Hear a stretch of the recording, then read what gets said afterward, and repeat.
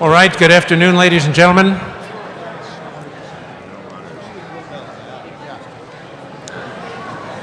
Good afternoon, ladies and gentlemen. I'd like to call our meeting to order, if I could, please.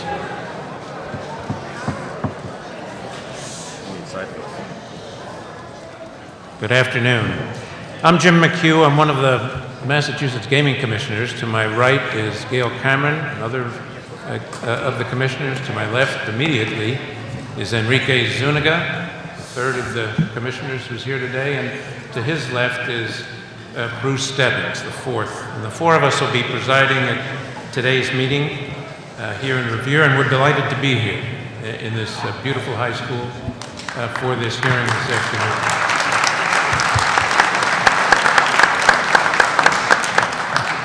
For the record, of course, we all know where we are, but I'm required to read this. We're located at Revere High School in the auditorium, 101 School Street in Revere. We're here today because this is the host community to the proposed Mohegan Sun gaming establishment.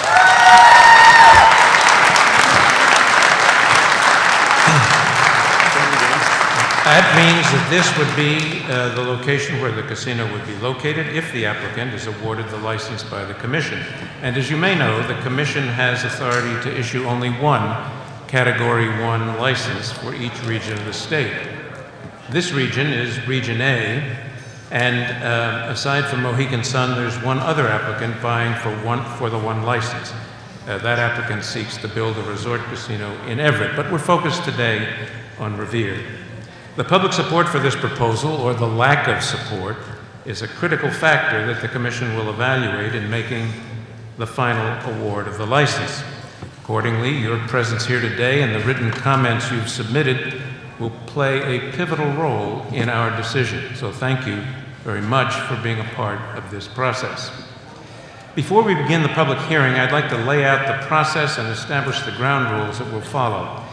The hearing is provided by Section 17 of Chapter 23K of the Massachusetts General Laws and Section 118.05 of the Commission's regulations. It's intended to provide the Commission with an opportunity to hear questions and concerns relative to the applicant's proposal to build a gaming establishment as those plans were set out in the applicant's application. It's also an opportunity for the applicant, Mohegan Sun, to describe, in addition to the descriptions it's already provided, the essential elements of that application, and for those involved in city government to tell us their views of the utility and value that this proposal will have. The inquiry may include topics related to the scope and quality of the gaming area and the amenities, the integration of the establishment into the host and surrounding communities, and the extent of required mitigation plans. Additionally, the Commission will receive input from you, members of the public who are residents of any impacted community. We know that strong feelings attend this subject. There are many who favor the proposal. There are some, and many perhaps, who oppose it. For those who favor the Mohegan Sun establishment in Revere, it would be most helpful for us to hear why, what it is about the proposal that you value most, and what you think the Commission should consider in its ultimate evaluation process. For those who oppose, the same question, why?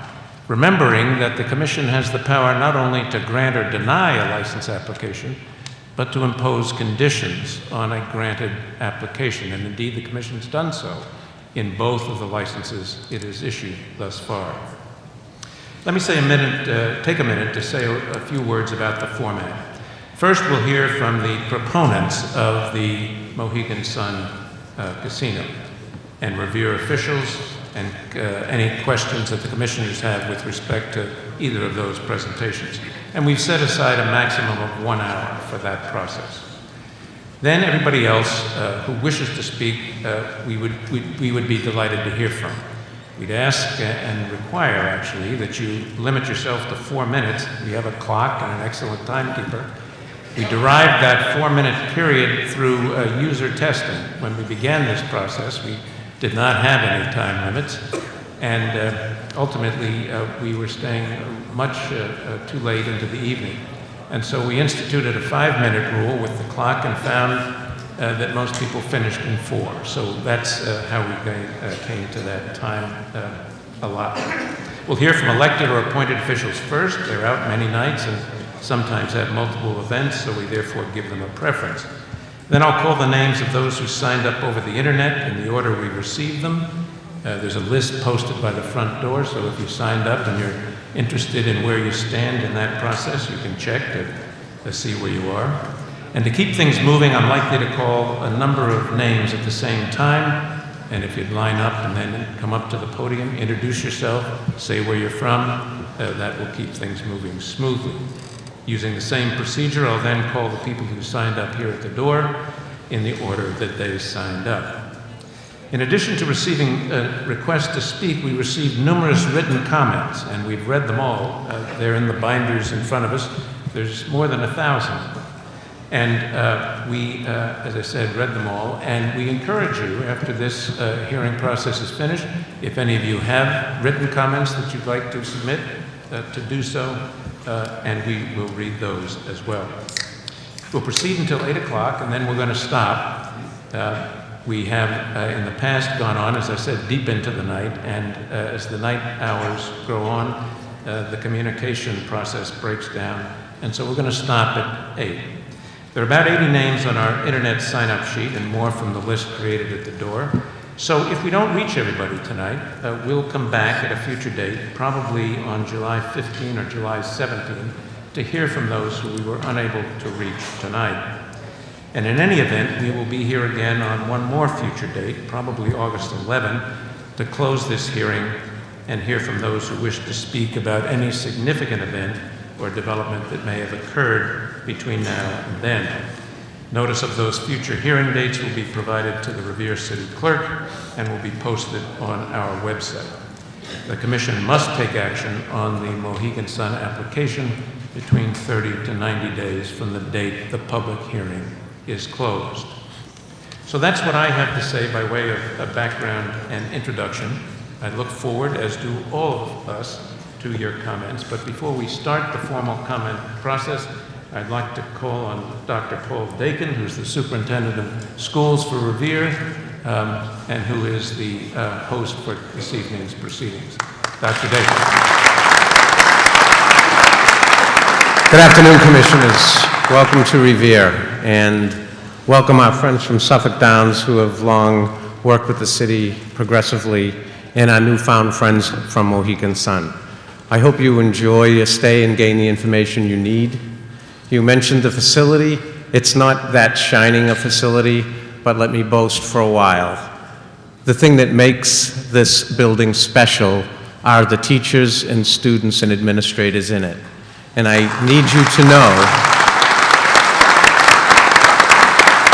that just last month, Revere High School received the Gold Award, the only Gold Award given out nationally after studying 10,000 urban schools.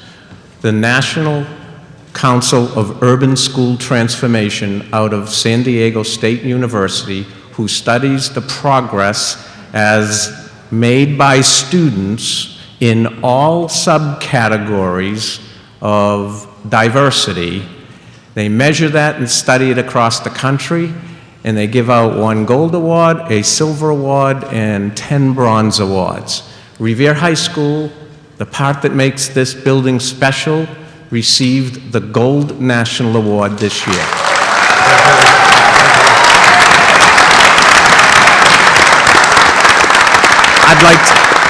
I'd like to say that same energy in the community from our students and teachers can carry forward in the process of building community with Suffolk Downs and Mohegan Sun to make a world-class destination.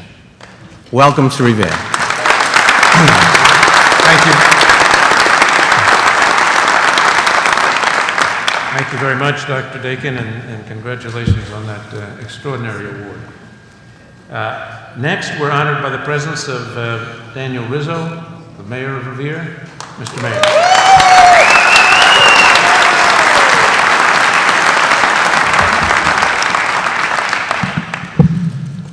Thank you very much, Commissioner McHugh. Members of the Gaming Commission, welcome to Revere. I would like to thank you for hosting this public forum in our great city today, and thank the many residents and supporters that came out to have their voices heard. In addition, I would like to thank Dr. Dakin again for hosting us. Dr. Dakin, as many of you may know, was named the Massachusetts Superintendent of the Year in school year 2013.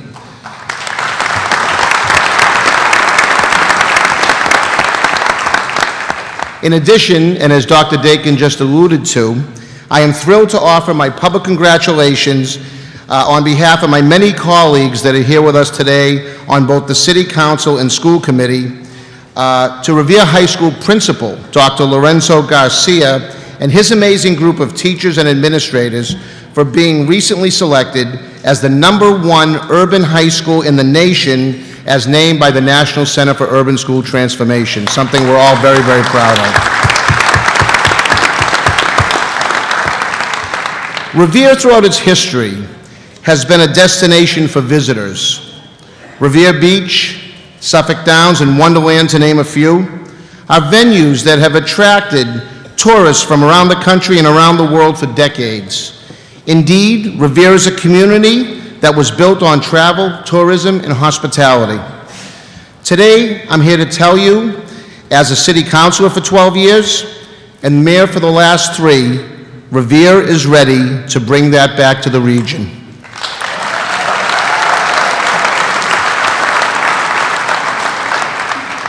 I am also here today because of several promises I need to keep.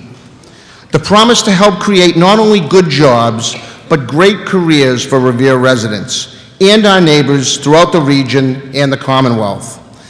The promise to provide desperately needed tax relief for all Revere residents. And the promise of fostering an environment that maximizes new growth opportunities by encouraging and following through on the very best economic development projects and opportunities for Revere, our region, and the state of Massachusetts. Mohegan Sun's proposal for a world-class destination resort will help me keep all of these promises. Why Mohegan Sun? For starters, a Mohegan Sun resort-style casino at Suffolk Downs meets or exceeds all of the criteria set forth by the Governor and Legislature's expanded gaming law of 2011. Mohegan Sun is the premier gaming brand in New England, and last year, the most successful gaming operator in the entire Western Hemisphere. All of their gross gaming revenues are earned here in the United States. They have an unparalleled commitment to communities in which they operate. Their proposed site is clean and ready to break ground, which in turn generates millions of dollars in revenues quicker to our city, surrounding communities, and the taxpayers of Massachusetts. Their transportation plan that we have studied and agreed upon addresses many of the long-standing traffic issues that we've had to grapple with for years, day in and day out, year in and year out. Mohegan Sun's transportation plan actually improves every critical roadway or intersection in which their project will have an impact, but for 2 which will stay neutral. As the home of America's first public beach, I know, and maybe many of you have come to realize, Revere Beach has long been seeking revitalization by way of some real, meaningful development. Mohegan Sun will be the catalyst that will make this a reality. This revitalization will span 2.5 miles along our coastline and into areas ripe for similar development, such as Lynn, Saugus, and Salem.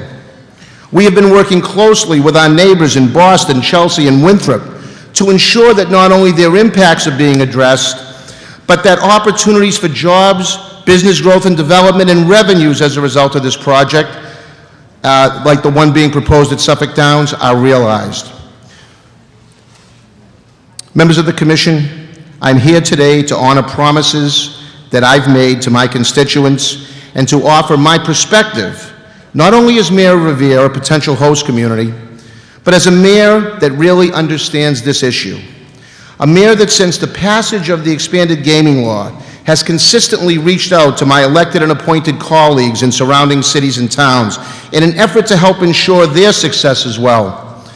I am also here as a mayor who understands what it would mean to lose 800 jobs and witness the closing of the last thoroughbred racetrack in all of New England. All at a time when we are supposed to be talking about job creation. As you know, for over 75 years, Suffolk Downs has been a place where people from all walks of life are welcomed. Millions of fans have walked through the turnstiles, and thousands of hardworking men and women have earned their living at the track. Suffolk Downs is entrenched in the region's sporting, social, and cultural fabric, and if this development occurs on the Revere side of the property, the people who work there and the unique agribusiness it creates for our state will also see better days ahead. In short, I am here along with a large majority of people sitting and standing behind me to tell you why we believe the choice should be clear and obvious. Mohegan Sun is the right project at the best site with the best plan for success and economic prosperity for our neighbors, our region, and our state. For Revere, this project will be transformational. The host community agreement negotiated on behalf of all Revere residents is the richest of its kind in the Commonwealth. First, Revere is guaranteed to receive between $25 and $30 million in annual revenues, with a strong potential to grow beyond $40 million a year. A minimum of $25 million a year to fund more police on our streets, provide increased funding to our schools, which in turn gives our children every chance at success that they so deserve, and allows for tax relief for all residents, including our seniors, many of whom are on fixed incomes. Revere also gets the terrific privilege to partner with Mohegan Sun. Mohegan Sun is not new to New England, and the Mohegan tribe's generosity and philanthropy speaks volumes as to the type of neighbor they will be. It's not a coincidence that they were able to reach 11 surrounding community agreements and not a single one through arbitration. For the region, our agreement also keeps with our desire and intent to lift not just Revere, but to spread the economic benefits. In our agreement, there's a provision that ensures that 75% of all jobs at the resort will come from within a 15-mile radius of the site. 3,000 jobs available to our neighbors. We have also required Mohegan Sun to spend a minimum of $50 million on goods and services from local businesses within the same 15-mile radius. And that's each and every year. In addition, as you have heard, Mohegan Sun has signed up over 300 local businesses to participate in their rewards program. These businesses have not just signed on to show support, they have signed on to participate, to partner with Mohegan Sun and recognize real opportunities to generate millions of dollars in revenues. Local businesses drive our economy and create jobs. This project is the promise and opportunity our governor and legislature set out to provide for all residents of Revere, this region, and the Commonwealth. Our proposal far surpasses what the competition has offered for regional business development. A handful of gift cards just does not compare. And how about for the Commonwealth? While clearly I think this is the best project for Revere in the region, we understand that you need to pick the best project for the state. That choice is Mohegan Sun. This project embraces the Commonwealth's vision for gaming. It fulfills the mission to create jobs, economic opportunity, and revenues for Massachusetts, the most revenue of any proposal in the state, more quickly and on a sustainable basis. It will drive the most visitors to the region from around New England, the United States, and the world. Its location is without parallel. There is no disputing that the Revere site is far superior.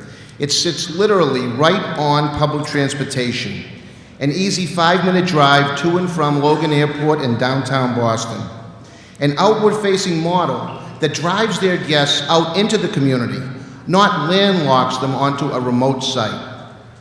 In summary, Mohegan Sun is the only applicant with a comprehensive plan to not just deal with traffic, but to improve traffic for our city and the region. Mohegan Sun is the only applicant that can parlay their success and preserve a location that has entertained and employed residents of the Commonwealth for over 75 years. And we believe, through their actions and through their deeds, Mohegan Sun is the only applicant that has proven themselves as good corporate citizens who give back to the community and who will treat this commission with the respect and the integrity that you, we, and the Commonwealth deserve. Members of the Gaming Commission, the reality is there really is only one choice. I'm asking you to see what I see. I'm asking you on behalf of a city, a region, and a state that is looking to you to make the clear choice, the best choice for jobs, the best choice for revenue and economic development, the best choice to preserve a sport and entertainment destination long entrenched in the fabric of our communities, the best choice for a trustworthy and venerable New England brand that fits the character of our Commonwealth. That choice is Mohegan Sun, Massachusetts. Thank you very much.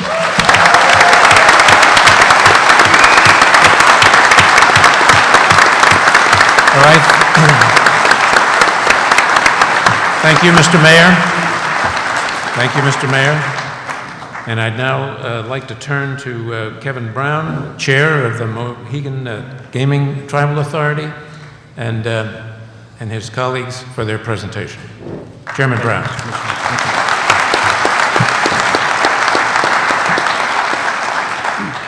You know, I should have learned in January, Mr. Commissioner, not to follow Dan Rizzo. I'm almost compelled to say this concludes our presentation. But I have to tell you, there couldn't have been a better stage setter listening to the remarks from Superintendent Dakin and Mayor Dan Rizzo. Because as you think about the superintendent's description of this facility and how what he really takes pride in is the innards of this facility, I think that's a perfect stage setter for what we're going to tell you about today, which includes the innards of our plan, some things that you haven't heard yet, and just one more time for us to tell you about who we are and how we operate. So I thank both Superintendent Dakin for hosting, Mayor Rizzo obviously for being a great partner, but the other group that was missed in the opening comments is the great people of Revere that are out here to support us today. Thank you all very much.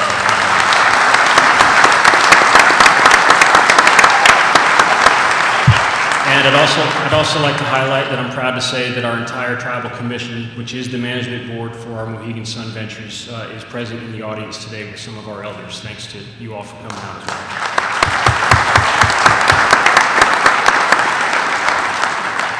Ladies and gentlemen of the commission, I've communicated on a number of occasions that the strategic partnership between the Mohegan tribe and the people of the Commonwealth goes back a lot further than just the last several months. Through it all, the Mohegan tribe has always chosen the path of cooperation. It's called the Mohegan Way, and it's been passed down for generations. What the Mohegan Way meant hundreds of years ago on first contact with the settlers was that we would take the path of conciliation, cooperation, and partnership. What that meant in 1775 is that a Mohegan tribal family sent four of their sons off to war in the Revolutionary War, and they fought side by side with Massachusetts militiamen at Bunker Hill at the rail fence, with one of our tribal members, Samuel Ashbow, becoming the first Native American to die in defense of this land. Now, if that sounds a little nostalgic and sentimental to you, what I'll tell you is that same family that shares those values has passed that down for generations to the family that has tried to convince this commission that we run a family-owned business with family values. Those values manifest themselves in ways that I think are important to the commission and are not just nostalgic and sentimental. It makes our commitment to responsible gaming more than just a kiosk. Instead, we have senior executives, the vice president of table games, who in coming across a patron on the floor who's going to the credit room to extend his credit is interceded and not goaded to go to the credit room, extend his credit, extend his losses, and thereby extend our gain, but instead engages that patron, a longtime patron that we know is going to come back, in a 45-minute conversation to walk him off the floor and make himself excluded. These values manifest in a business that makes corporate decisions that are congruent with community needs, which is manifest in our 11 surrounding community agreements, all without arbitration, and all recognizing that even though it might bite at the fiscal bottom line of our venture, we know it's the right thing to put those dollars back into the communities. And a business that makes a commitment to its employees and its customers that we want them to feel like family. That's how you build a lasting legacy. That's why when you walk into the Mohegan Sun facility, You don't know if it was built yesterday or 20 years ago. It's timeless. And it's not just timeless because of the magnificent infrastructure and that wow factor that you feel when you come in. It's very much akin to the description of Superintendent Dakin about this facility right here. It's about those innards. It's about the Mohegan Way, the Mohegan Sun Way, and how it translates into the spirit of our employees and how they treat their guests. That's what brings them back for subsequent visits time and time and time again. And the point of legacy is important. The Mohegan Way is authentic and it's ingrained in everything that we do. And that's how you build a legacy. This decision will be made by the four of you. It won't be made today. It won't be made on August 29th. It won't be made for 2014. It will be made for the legacy that it leaves behind. And so the question is, on the horizon as you look at Boston's 300th anniversary in the year 2030, and when you look back at this decision today, do you want the legacy of that decision to be the relic of a tower and a business model dropped on the north side of the Mystic River, more suited for Las Vegas? Or do you want that legacy to be a magnificent facility that is embracing the community both from an architectural standpoint and from a business model standpoint? A catalyst that revives racing. A catalyst that revives the beach and improves the bridge to the North Shore. And a facility that excites every international traveler that flies in on approach to Logan and sees it. That's a legacy builder. That's something that we can see as having staying power into the future.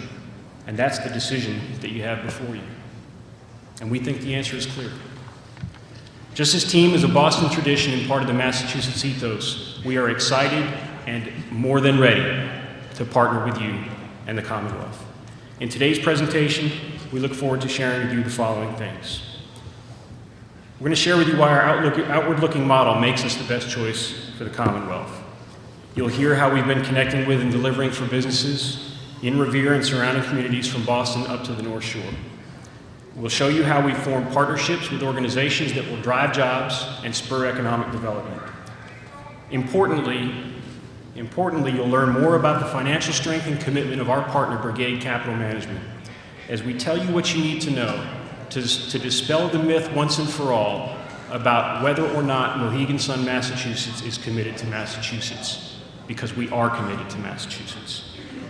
You'll hear how Mohegan Sun Mass will help its landlord in a way that will allow the track to continue operating its 79-year-old thoroughbred racing tradition. And finally, you'll get a look at the continued work on the plans for an open and internal design and a green and environmentally friendly external design.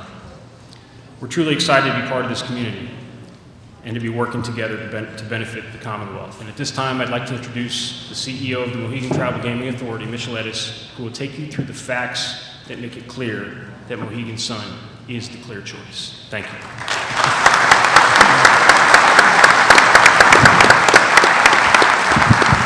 Thank you, Chairman Brown. Mr. Ettis, just 1 second. Yes. If you could. I would ask the people who are in the back if they need to have conversations, which is fine, if you'd take those conversations outside. It's a little bit hard up here to hear, and it may be hard in the audience, and I think everybody needs to hear all of the speakers. Thank you very much. Good afternoon.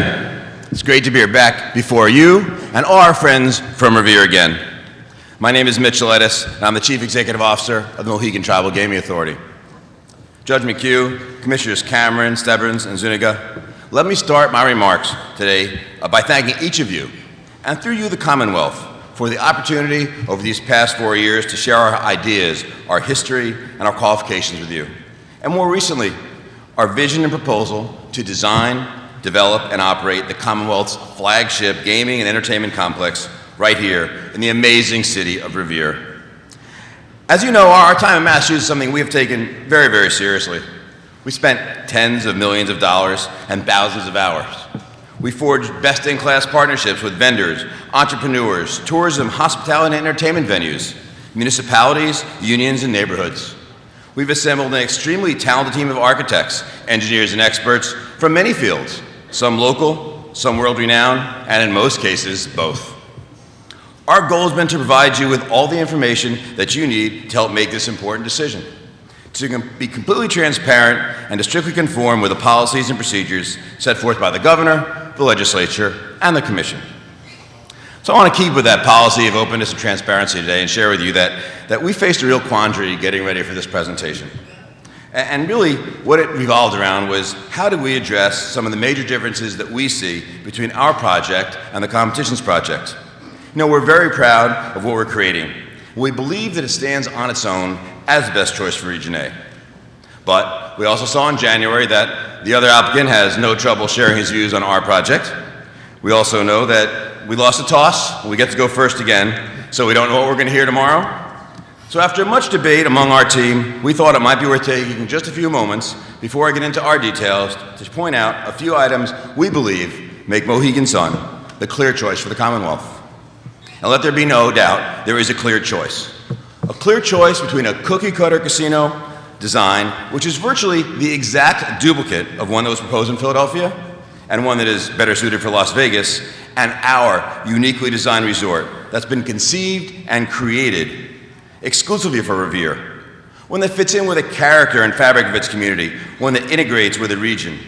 Our resort will live and breathe Massachusetts and complement the city and its surroundings, not attempt to redefine it. Here's a clear choice between a project that has requested a regulatory change to increase the allowable levels of arsenic 10 times what's permissible for human use in order to move forward. It's no secret, it was in the Boston Herald last week. The levels of arsenic left in the ground after the remediation of that industrial site are unsafe for a wide variety of uses. Unsafe, not my words, the words of our applicants in a submission. There is a choice between that and Mohegan Sun, Massachusetts, which is sustainable, truly shovel-ready, and already environmentally safe. You've got a choice between an owner who stated he questions whether, among other things, he should be required to provide daycare on site for workers or pay the established tax rate in order to proceed with their project. And us, the Mohegans, a 400-year-old New England tribe that accepts and shares the Commonwealth's policies, priorities, and proposes its resort casino unconditionally.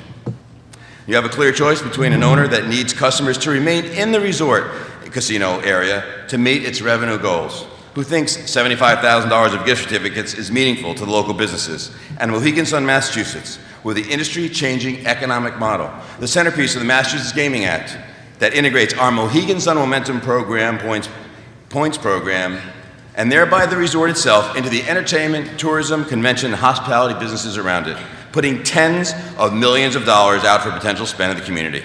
It's a clear choice between a traffic plan that does not realistically address the problems caused by the project and our traffic plan that actually improves the performance of each and every intersection the project affects with a measurable impact. Yes, for all those reasons and more, we know Mohegan Sun is the clear choice of the Commonwealth. Now you're going to hear from our architects, from our great partners at Brigade, and from Gary Luderitz, who has been here on the ground and in the market and working very hard, and he will be here in the ground running Mohegan Sun, Massachusetts, if in fact we are fortunate enough to be awarded this license. We've got a ton of new information to share with you, and we're very proud of how far we've come, and we're very eager to show you. So now I'll ask Gary Luderitz to start things off by telling you a little bit about our outwardly looking model. Gary?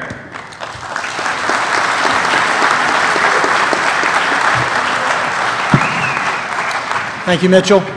As noted, my name is Gary Luderitz, Vice President for Operations and Development with Mohegan Sun.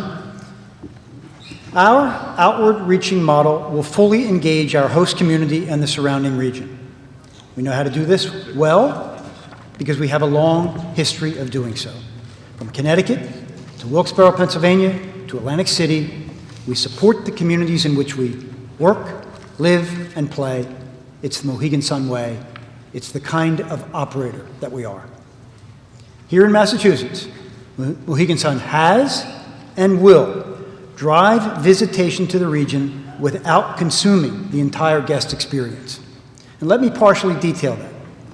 Our facility and our team is being designed to create awareness of regional attractions and business through an electronic concierge that showcases area businesses, entertainment attractions, and is patron interactive. Training for our hospitality staff by representatives of both the Greater Boston and the North of Boston Convention and Visitors Bureau. Website exposure and direct links to business, events, and attractions, and direct mail and email support. In-room advertising and video support. Momentum program support. We're going to talk a little bit more about momentum as we go along. For all of our community business partners and attractions, including nonprofits. We're going to deliver, because of our location attributes, a project that can best leverage all of our outreach initiatives into a regional economic machine. Attributes like the 3-mile-long crescent-shaped historic Revere Beach, poised for growth in lodging, entertainment, and dining. Like the Blue Line Transit connection, 150 feet from our door. Not only a convenience connection to all of Boston, but a monumental imperative in a modern urban initiative if we are ever to achieve smart growth and minimize vehicular traffic in our community. Attributes like the highly accessible roadway transportation network that leads right to our door. Like 5 minutes from Logan Airport has been mentioned, either by car or by transit. Attributes like a community that has long been a home to and has a storied history of hospitality and entertainment and can once again become a glorious seaside resort. Turning to our community agreements, we have created, as Mayor Rizzo mentioned, and as Chairman Brown mentioned, the largest community mitigation package of any casino resort in the nation. 12 communities thus far, each with an approach that emphasized fairness, all without the need for arbitration. This is the kind of operator that we are. The money's important. Tens of millions of dollars in upfront money. Tens of millions of dollars in annual payments.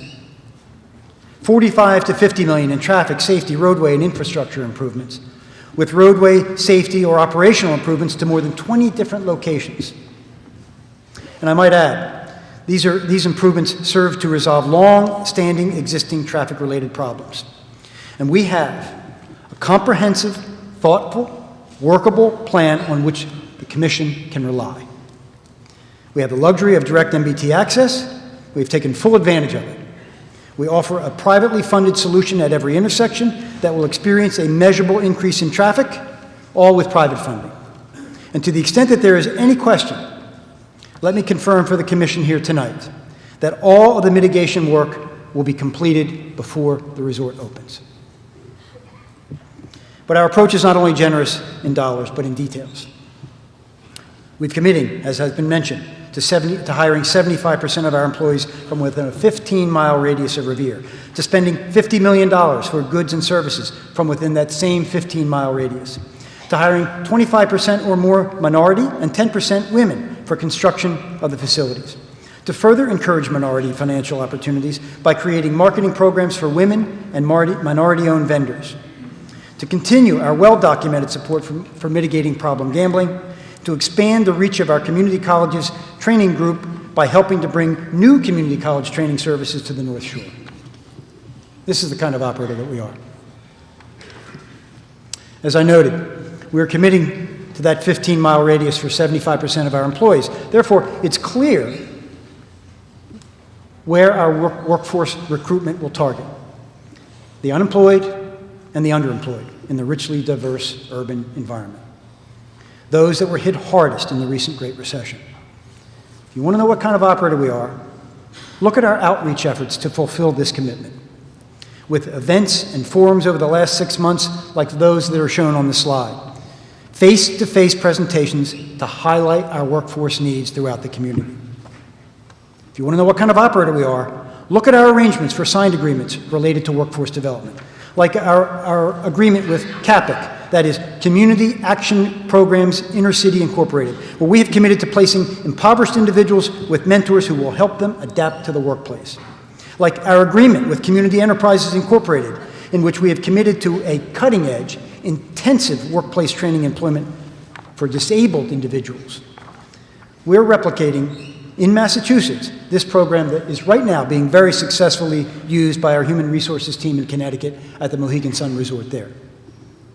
If you want to know what kind of operator we are, look at our agreement with Casino Careers Institute that provides for training modules and collaboration in the areas of hospitality, technology, and training.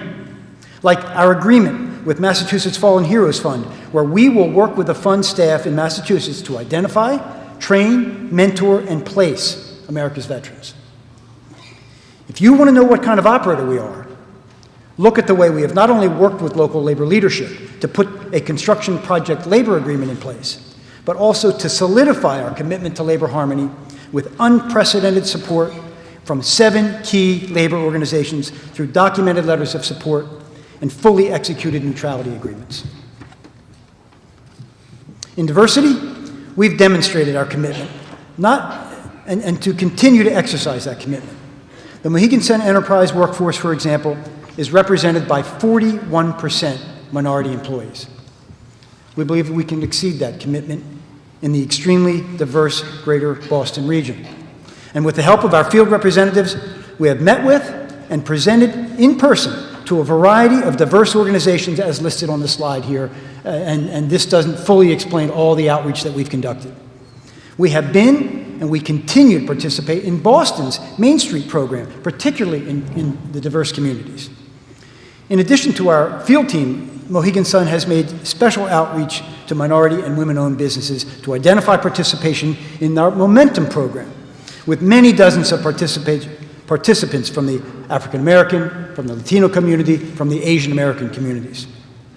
Mohegan Sun, as an enterprise, has a well-documented diversity plan. These guide our facilities that require our senior leadership to implement a plan and helps them drive results.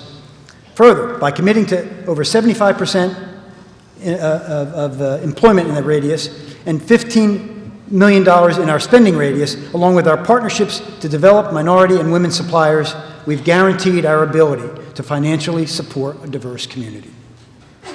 We want to talk a little bit more about that momentum aspect, and I'm going to pass the microphone over to Mitchell to elaborate on that further. Thanks, Gary. I'm going to take a few moments to reintroduce you to the Momentum program because it's really developed since we spoke with you in January. In a first-of-a-kind initiative, we've extended our rewards program out into the community. Our team, our representatives, our employees have been out and about, meeting face-to-face with businesses, and we've enrolled 360 so far participants in 40 communities. Now, these aren't just people who signed a thing and support our project. These are people that are enrolled and involved in the program, and they want to take advantage of this unique opportunity. Now, we've got 5 million Momentum Club members now. It was interestingly pointed out that that's now. In 3 years, when this facility opens, maybe there'll be 6 million, but it comes with a lot of Momentum members. We've told you many times that 1 out of every 6 adults in the greater Boston area are already members, but we sometimes forget that there are 4+ million members from everywhere else as well, outside the Commonwealth, outside New England even. So we've got a lot to offer, and we're putting tens of millions of dollars of rewards out into the community, out of the walls of the casino complex, so our guests can comp themselves at area attractions, restaurants, stores. Now, in addition, we've also worked out a process by which we're going to work with our employees, our patrons, and local communities in the area to select a rotating group of charities. And then we're going to allow our guests to make donations to those charities with their Momentum dollars. So people can comp themselves in area businesses, people can even donate to charities with their Momentum dollars. This is the type of initiative that not only provides direct financial benefit to the region, but also clearly cements the integration of Mohegan Sun, Massachusetts into the community. Gary? Thanks, Mitchell. Once again, we've been busy over the last 6 months since we last presented to you. If you want to know what kind of operator we are, look at our field work and our agreements. In hospitality and tourism, along with Momentum program and our other marketing, the region will thrive because of our location and because we have pursued collaborative support. We have already crafted written agreements in place with the Greater Boston and with the North of Boston Convention and Visitors Bureau. These agreements serve as a foundation for our bridge, if you will, to the North Shore. And they call for cross-marketing, communication in a way that addresses all the regional stakeholders in hospitality and tourism, collaboration at national and international sales events, branding and selling the Eastern region with national and international incentive programs. And we're going to be side by side with the CVBs as they travel around and sell the Eastern region. Complementing Boston-centric events, meetings, and conventions with Mohegan Sun, Massachusetts activities and North Shore activities, and supported by various levels of service, including promotional activities and shuttle services. And in all, generating tourist economic activity in and around Boston and the North Shore. When coupled with Mohegan Sun's national and international player development, and our planned collaboration with the tour and travel industry, with agencies such as the Massachusetts Office of Tourism and Travel, and our relationship and our proximity with Massport, and our relationship to Logan Air and Travel, our powerful formula for shared economic growth is second to none. This tourism is going to be complemented further by our regional entertainment program, on which Mitchell will now elaborate. Mohegan Sun is a giant in the entertainment industry. We operate the busiest arena of its size in the world. We produce shows in 3 states and numerous venues. So can you imagine if you were to couple Mohegan Sun's entertainment experience with the best in the Boston region? Well, if you did that, you'd have a powerful collaborative entertainment machine. And that's exactly what we have done here with our written agreement with City Center. It's an outwardly looking, outwardly reaching initiative that provides an extraordinary opportunity to do collaborative bookings, to cross-market, to introduce casino patrons to the Wang Theater, the Strand, and the Schubert, and to provide casino entertainment to tourists and visitors. Under the leadership of Joe Spalding, a great partner, the management of our bookings, our entertainment service team, our vendor relationships, and our labor partnership is instantly and uniquely part of Greater Boston. By combining the power of Mohegan Sun and the experience and power of Joe Spalding, we'll be able to elevate the entire entertainment in the Greater Boston area to new heights. Now, speaking of new heights, I think it's fair to say that the financial platform of Mohegan Sun, Massachusetts is unparalleled, and that is due to our great partner, Brigade Capital Management. And to tell you a little bit about them, if you haven't heard that much about them, I'd like to introduce Doug Parton, who is a partner in Brigade Capital Management. Doug?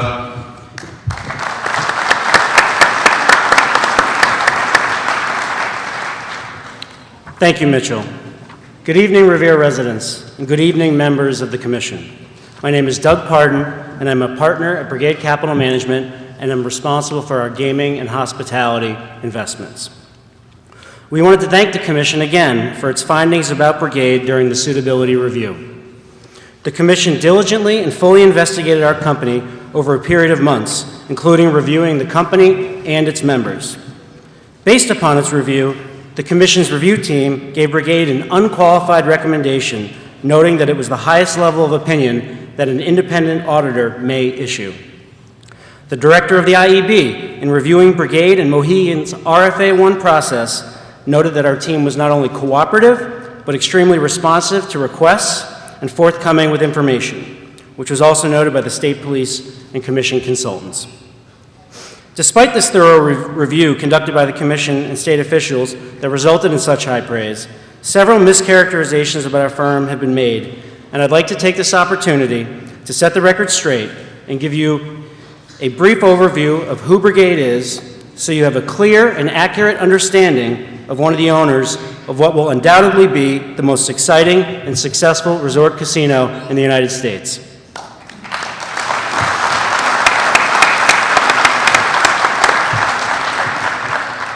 Brigade is an SEC-registered institutional investment advisor with over $15 billion under management.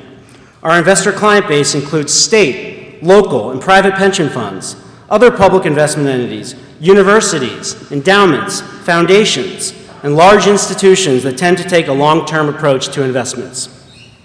Brigade has a positive and expansive track record investing in the gaming sector. We currently have over $1 billion in gaming investments in both equity and debt securities, and we hold or have held gaming licenses in multiple jurisdictions, being found suitable in every instance. We have grown our company from under $100 million in assets at inception to over $15 billion today, and have achieved this growth without ever taking on any debt. It is this approach to growth, prudent balance sheet management, and a focus on reinvestment that you can count on us taking with Mohegan Sun, Massachusetts. The majority of the ownership in our resort casino will ultimately come from investment funds. This is true of us, it is true of our competitor in Region A, it is true of MGM, who was just granted the license in Region B, and it is true of most major casino projects in the world. As the Commission knows through its thorough vetting of Brigade, the funds that Brigade manages are stable, long-term investment funds. Thus, the attempts by anyone to negatively mischaracterize Brigade or our stellar investor base as hedge fund ownership are both misleading and hypocritical. What sets Mohegan Sun, Massachusetts apart is that my firm, Brigade, has been thoroughly vetted and qualified by the Commission in a way that is very uncommon for investment fund managers investing in casino projects. Brigade and Mohegan teamed up on this effort because we believe collectively that we bring an unbeatable set of strengths. Brigade brings strong financial backing to the project. We have committed to invest up to $245 million in equity and debt to develop Mohegan Sun, Massachusetts, and we have also lined up additional financing commitments from two of the largest banking institutions in the world, in Bank of America and Goldman Sachs. We are committed to monitoring the project closely and are very confident that the project budget has been soundly developed. However, if additional investment is required, Brigade is committed to providing such contributions. And with our $15 billion of assets under management, you know the money is there. To date, over $100 million has already been spent collectively to bring this project to fruition, and all payments are current with respect to this development. And as the Commission knows, with our proposal, there is absolute assurance that the debt and equity financing is in place to construct and develop the resort we are promising. While I have talked a lot about Brigade qualitatively, I would like to take a few moments to share with you some financial metrics about our firm and the Mohegan Brigade joint venture to put in context how strong Mohegan Sun, Massachusetts Foundation really is. We have examined the Commission's finance report in connection with the granting of the Western license to MGM, and specifically the section discussing financial ratios of gaming companies. And you can see that analysis on this slide here. To be clear, what you see on this slide was prepared by the Commission. I know it's hard to see, and I apologize for that, but Commissioners, you do have a copy of the slide in the packet in front of you. While Brigade is not an operating gaming company, and thus a similar analysis of our company is not exactly apples to apples, we think a comparison is warranted, and the results are telling. What you will see when we lay this out is that Brigade has the strongest financial profile of the entire competitive set you see up there, and most importantly, the strongest financial profile of any applicant seeking a license in Massachusetts. What we have done on this next slide is to lay out the same financial metrics and ratios as you saw on the previous slide for both our management company, Brigade Capital Management, which can be found in the left-hand column, and financial metrics for our flagship investment fund, which will hold the largest interest in Mohegan Sun, Massachusetts, on the right-hand column. These numbers are derived from Brigade's audited financial statements that were previously provided to the Commission. The results, as I mentioned, are incredibly strong. The fund has the strongest current ratio of the competitive set at 3.6, and our management company has a strong ratio above 1.0 as well. The capital asset turnover ratio of both the management company, 60.52, and the fund, 3.38, exceed everyone in the competitive set. We are the only applicant that has zero long-term debt and thus have the lowest debt-to-equity ratio. Both entities have a very healthy level of EBITDA at $140 million for the management company and $393 million for the fund. And we have the highest times interest earned ratio because we don't have any interest expense because we don't have any debt. Commissioner Zuniga, we would be happy to follow up with you as well as your consultants to discuss this analysis in further detail. What we have done next, which can be seen in the far right-hand column of the next slide, is to combine the financial metrics and ratios for the Mohegan Tribal Gaming Authority with Brigade's management company and with our flagship fund to get a picture of what the actual joint venture applicant, Mohegan Sun, Massachusetts, looks like. Once again, the results are telling. Mohegan Sun, Massachusetts has the strongest financial profile of any applicant in Massachusetts and of the entire competitive set used by the Commission to evaluate financial strength.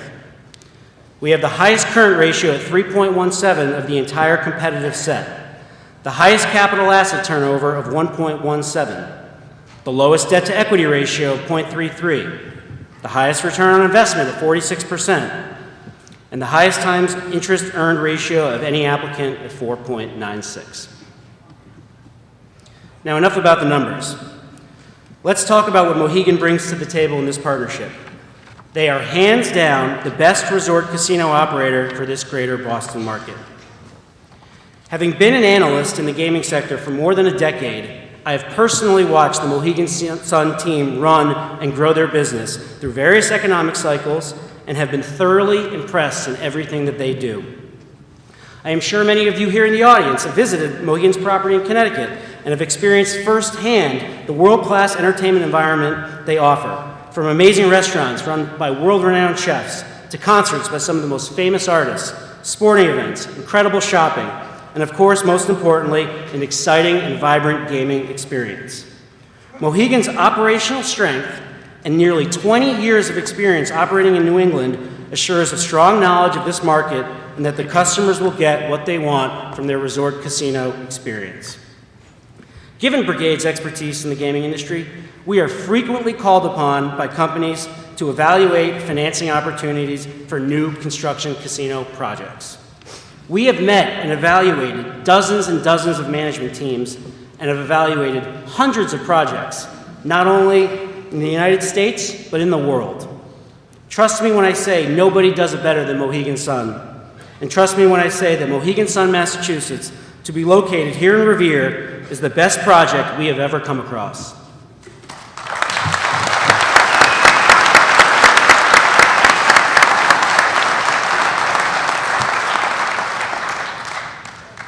If there is one thing I want to leave with you tonight more than anything, it is that the Commonwealth can be assured that Brigade is making a commitment to be here and to have this project succeed at the highest level possible.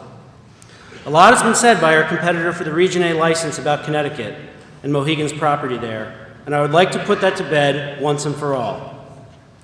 Nobody is more incentivized to make Mohegan Sun, Massachusetts, a financial success than our firm, and any insinuation that is not the case simply lacks merit and defies common sense. Would any credible investor put up hundreds of millions of dollars in a project only to allow its primary customer base be siphoned off to a competing property right in front of their face? Of course not. In addition, Brigade manages money for other people, so we have a legally required fiduciary duty to optimize return on our investments. Let me lay out for you the extraordinary protections that we have put in place, not only for the benefit of our own investment, but more importantly for the benefit of the Commonwealth. Contractually, we required Mohegan to agree to the creation of a customer database that will be held separate and apart and never commingled with any other customer database by other Mohegan properties.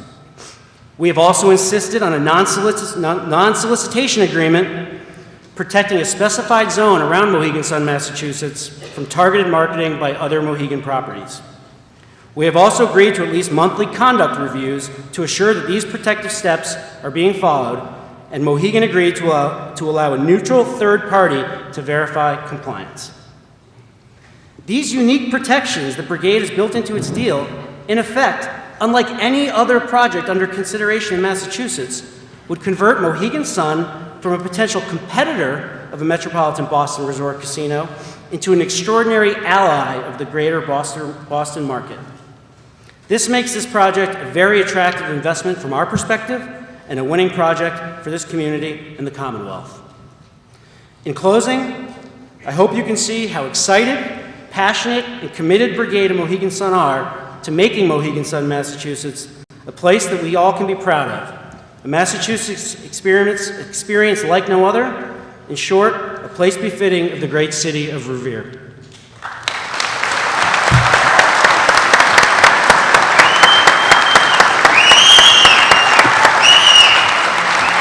Thank you, Doug. Thank you very much. There is one unassailable fact and one truly unique benefit that goes along with awarding the Region A license to Mohegan Sun, Massachusetts. And that is that to do so assures the preservation of thoroughbred racing in the Commonwealth.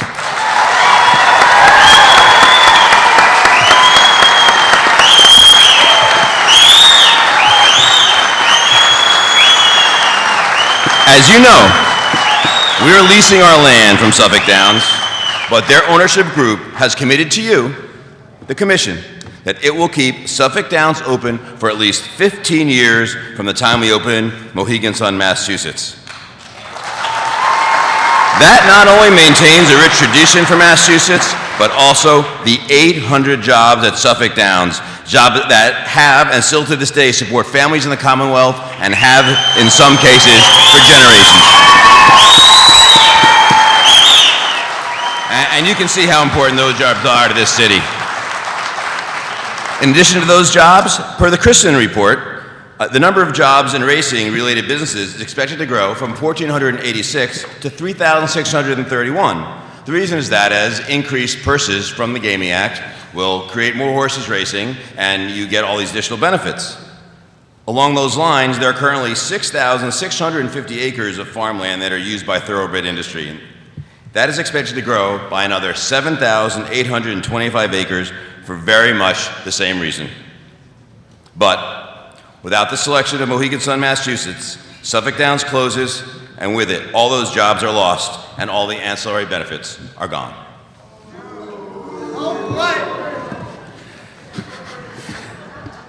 You know, the way this all happened, we've been having to work very fast and furiously with this process, but without question, the folks that have been most abused and have worked the hardest throughout this whole process and had to go faster than anybody are architects.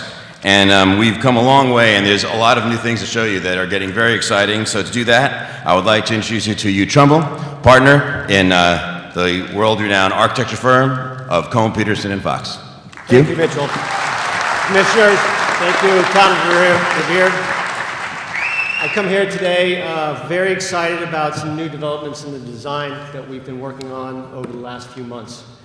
I'd like to say that Mitch and Kevin and the whole Mohegan development team have challenged the design team to really come up with a grand resort for Revere, one that will be shovel-ready once the award of the license is given. So in order to do that, we've had to work hard to substantiate the design and to refine it in a way that it can be built elegantly in your future. So what we've discovered in that process is that we have three really interesting new components to show you today. One of them is about landscape, one of them is about the interiors of the project, and lastly, a really fantastic roof deck.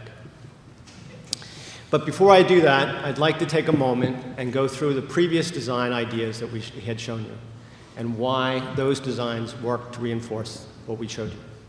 Next slide, please. So here you can see that the horizon and the beach of Revere has become the genesis seed for our project. Our project embraces the horizon, that resort feeling that you have in this community. The umbrellas of the beach have been reflected and become the icon for the project's architecture. This great orange canopy that strides along the horizon creates the signature for the project. Above it, to the side here, is the boutique hotel. At center stage, the casino hotel. And off in the distance, you see the wonderful city of Boston. Next slide, please.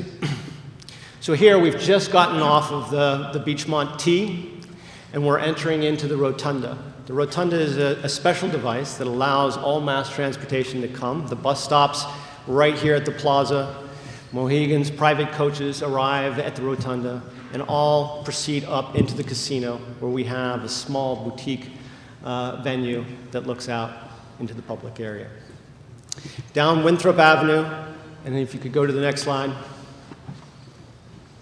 You'll see a restoration of the whole street. A wonderful park has been implemented as the building pulls back in a concave shape to create the garden and boulevard experience. At the foreground, you see the boutique hotel and the great majestic canopy floating overhead. Next, please. Here's the theater of the racetrack. Wonderful.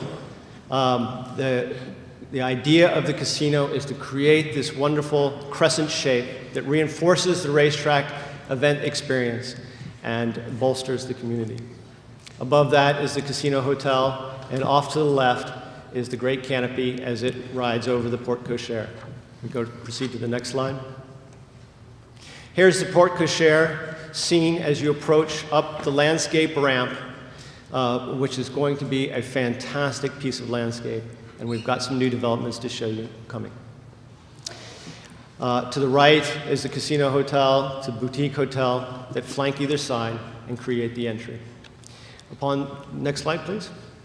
Upon arrival, you see this majestic column coming down to define the space from the canopy above, and a lower canopy creating an intimate experience as people enter into the resort.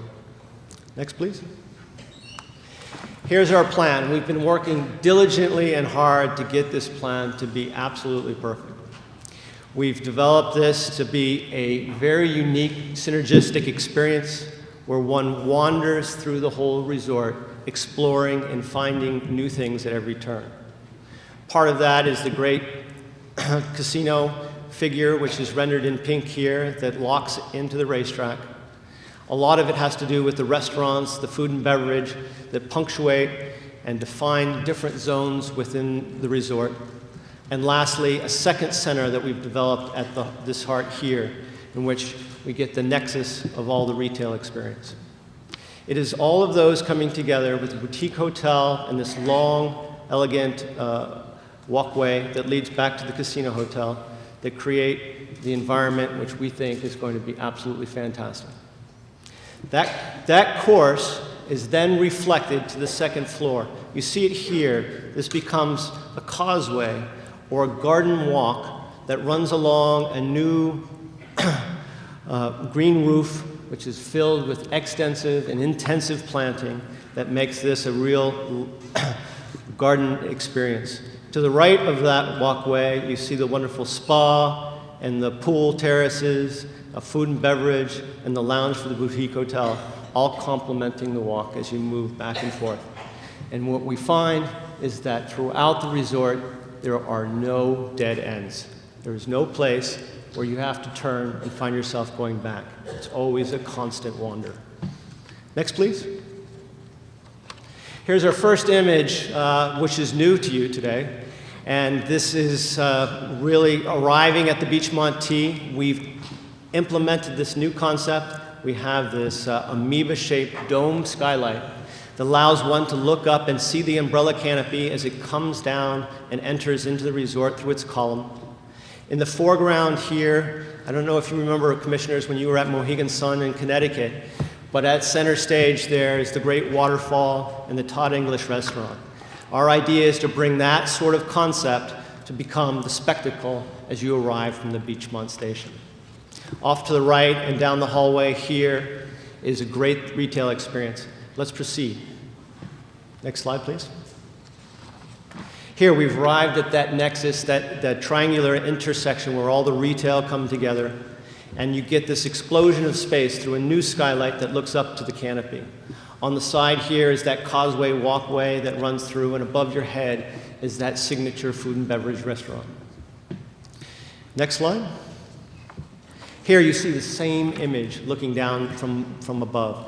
This time you're on the causeway, you're wandering through the sinuous path. To right is that fantastic roof garden that punctuates the experience. To the left is the food and beverage, and then down below you is all of the activity in the theater of retail.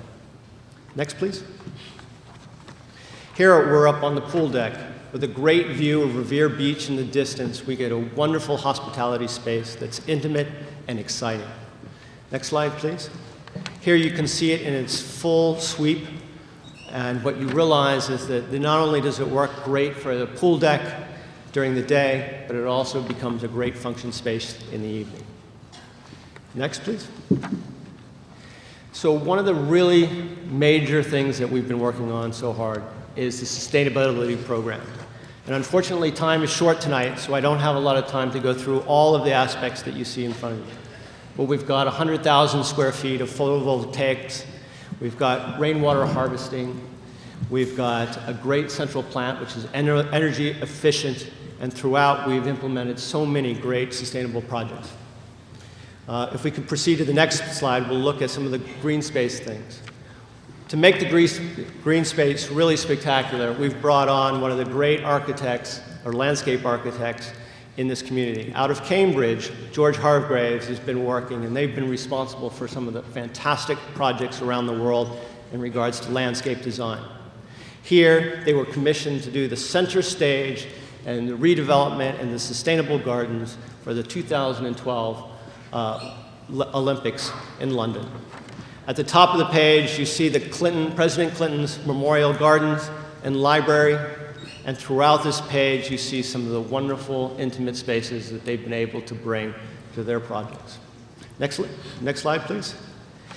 And Hargraves came up with this really fun, very exciting concept in which we get concentric waves that emanate out from the porte cochere and really develop the whole idea of the rooftop. That idea came from the inspiration of maybe a more patterned umbrella canopy, or even yet the roulette wheel as it spins around and eventually finds the number. Next, please. You can see how exciting that roof deck then becomes as it spirals around, those waves trickle through.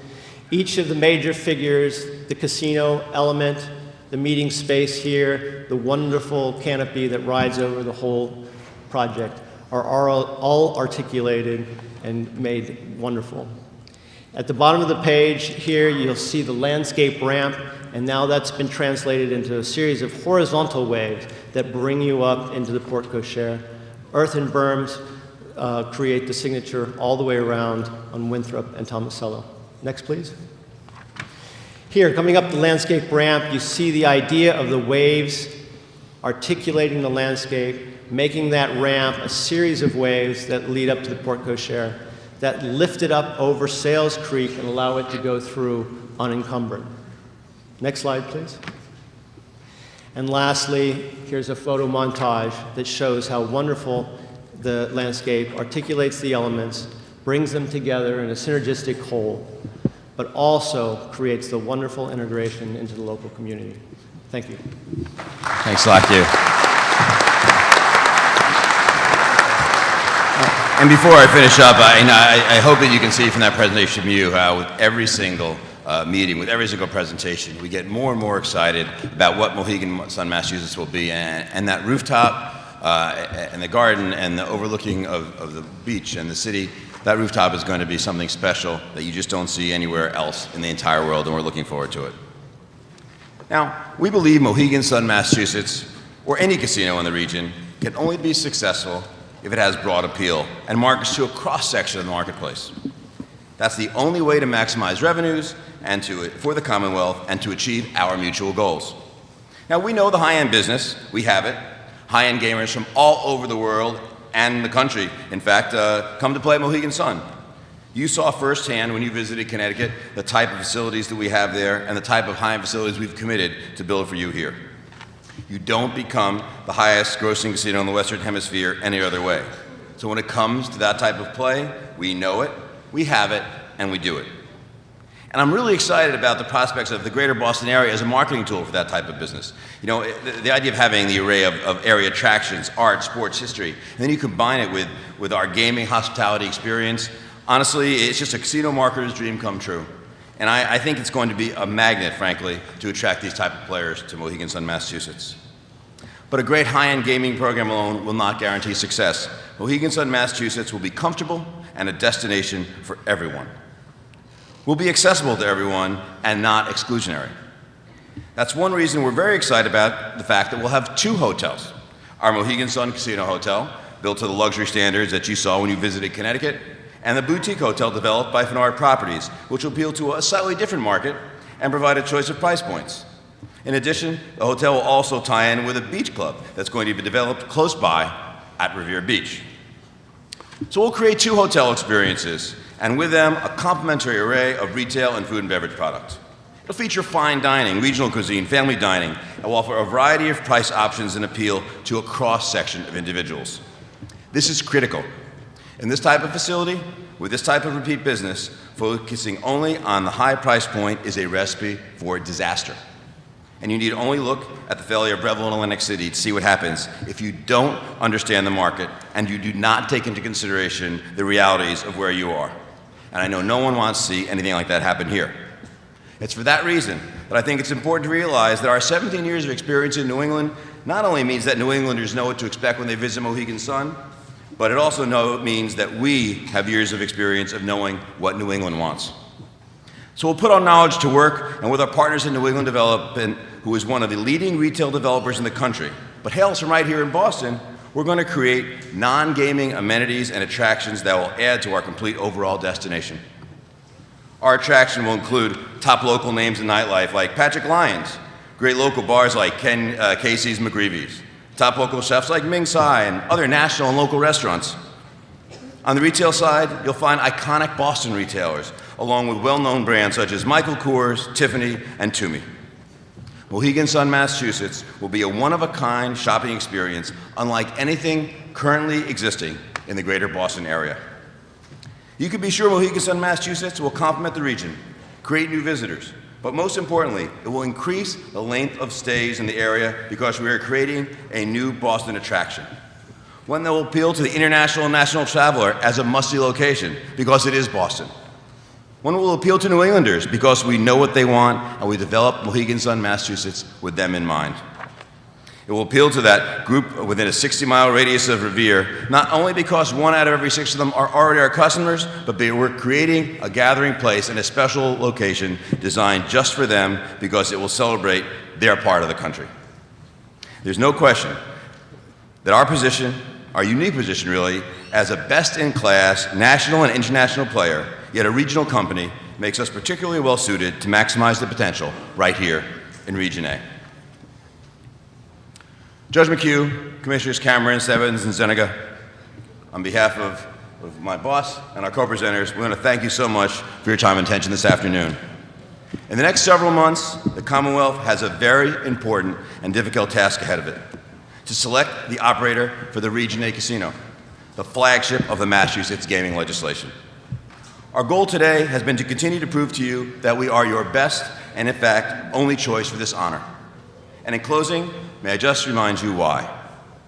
We offer you the unique combination of being an internationally respected gaming operator, the operator of the gaming facility that does more gaming revenue than any other casino in the Western Hemisphere, with a track record of success in multiple jurisdictions, and a group who's been part of the New England landscape for nearly 400 years, evolving the Mohegan way of cooperation, transparency, and truthfulness into the Mohegan Sun way, a corporate philosophy of the same values of openness, honesty, and trust.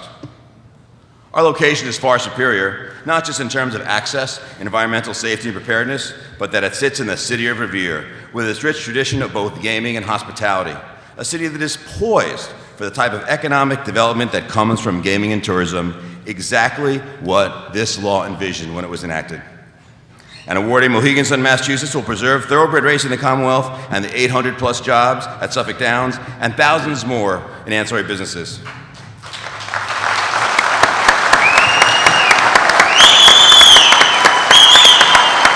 Commissioners, you know exactly what it will be like to work with us by the things that we've done during this process, not by the things that we will say we will do. By our host community agreement with the City of Revere, which is the most comprehensive mitigation agreement of its kind ever. By our 11 surrounding community agreements, each one completed without arbitration.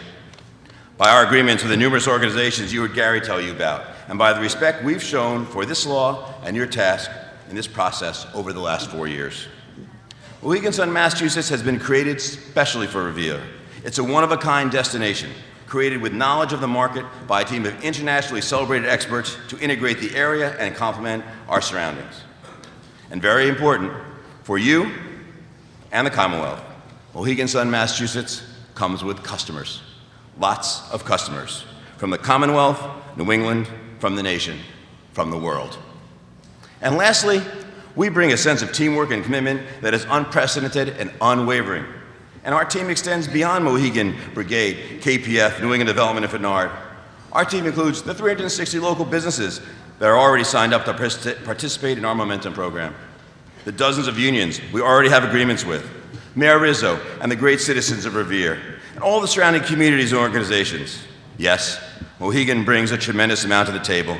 Brigade makes us incredibly financially prepared, but it is also the thousands of other members of our team which make this such a special opportunity for the Commonwealth of Massachusetts. Thank you again for your time, and we look forward to answering any questions that you have. Thank you very much.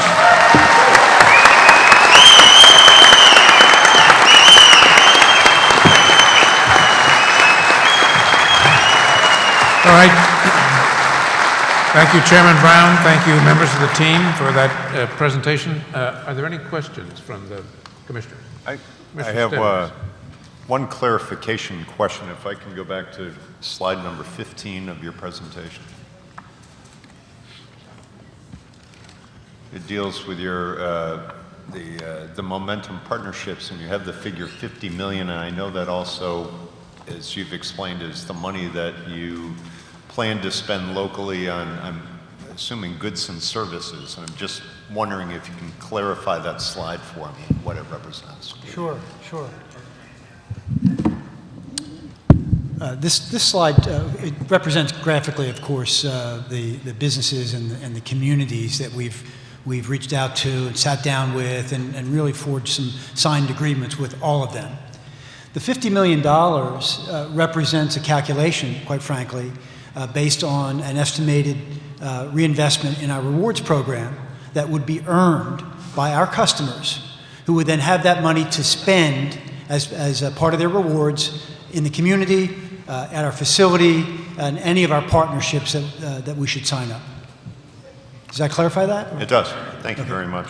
The other thing that's important to remember when talking about those available dollars is that there are balances and points in our marketing program are good across our properties, so that the day we open, there will be money available in people's accounts from Massachusetts, from out of state, to spend in the same way. Okay. Thank you. Any other questions?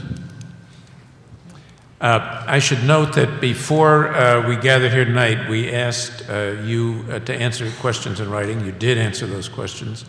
And the questions and the answers with appropriate elisions will be posted on the website and will be part of the record, so that everybody will be able to see what you said, what you told us. And we need not take the time tonight to go through each of those. So thank you again for that presentation. We're now going to take about a 10-minute recess and reset the stage a little bit, and then we'll come back and begin with the discussions from the floor. So we'll be in recess for 10 minutes. Nice to meet you.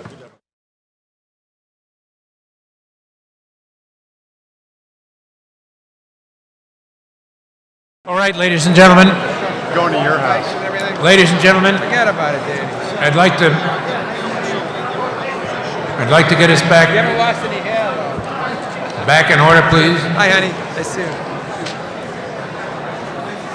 Hey, Mr. We can Mayor. turn up the sound even louder.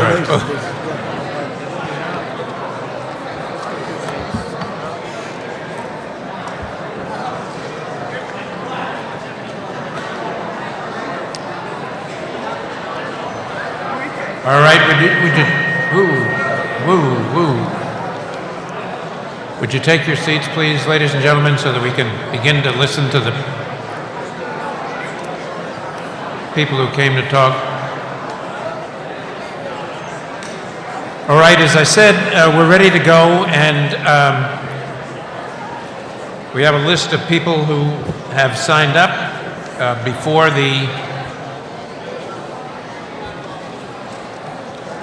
We have a list of people who signed up before the meeting, and we're going to take those in order. I'm going to begin with public officials. I'd be grateful for your attention.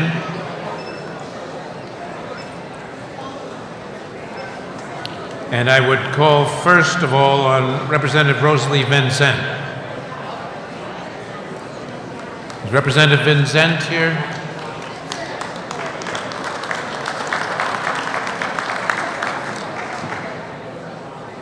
Representative Vincent? All right. We'll move to Anthony Zambuto, who's the president of the Revere City Council.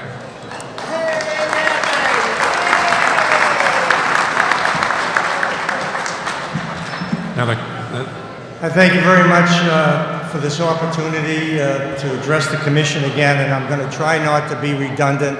I was here before and I spoke to you before. I'm sure Nice I was to see so you again. good at my presentation that you remembered everything I said. I had a good friend many years ago that used to say, when you get up before a crowd, either be brilliant or be brief. So I'm going to be brief. I told you before, and I'll just mention it again, this is obviously a transformational project for the city of Revere. And along with the economic development opportunities aside from the casino, what it will do is immense. In construction, we have a word that's called a keyway. It's where, in concrete, you put a keyway from the footing to the foundation. And this project is truly a keyway to America's first public beach. 2.5 miles of crescent, beautiful beach. And we also have a $500 million project called the transit-oriented development called Waterfront Square that's going on right now. And this is a tremendous compliment. But I'm not gonna spend too much time because you've heard from everybody of what this will do. This is truly a regional project, and it really is a rising tide that's going to lift all boats. That's why so many of our partners in the region are cheerleaders for this project. You know, Jay Ash from Chelsea, all the surrounding communities are cheerleaders for our project. That's not by accident. What I do want to talk about, and what I found is the one thing that people talk to me most, because I'm obviously a salesman for this casino, this Mohegan Sun Resort Casino at Revere, Suffolk Downs. But most people that are against the project or think they're against the project, it's because of traffic. And they talk to me, how are you ever going to make 1A work? And we all know that the Big Dig shafted Revere in East Boston when it ended at the tunnels. The first thing is the mitigation at Boardman Street, whether it's one of the two flyovers or the other option that DOT has talked about, that's going to solve that issue. The two ramps on Route 16, when you're going west on 16, you're going to be able to go right to Route 1 North. That takes the traffic right away from Bell Circle, another one of our biggest problems. When you're coming south on Route 1 right now, the signs all send you through Route 60 and right through Bell Circle to get to Logan Airport. That's the only way. Funnels all that traffic through a two-lane road and through the rotary traffic, and it's a nightmare. There's going to be a ramp off of Route 1 to 16 East to 1A. That's going to eliminate all that traffic coming south It's going to eliminate all that traffic coming south on Route 1 and coming into Bell Circle. So what we've done is, what the traffic solutions in this project do is take the traffic away from the problem areas. I know others talked about all the intersections. Every intersection, Donnelly Square is going to get, I think, $4 million. There's really tremendous improvements, and this project truly has traffic solutions.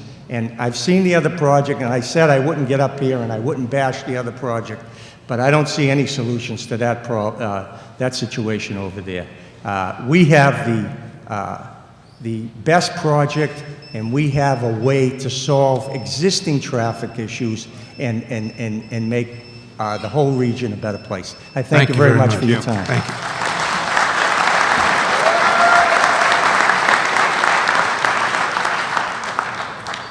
All right. right, I'll call Representative Rosalie Vincent. Is she back yet? There she is.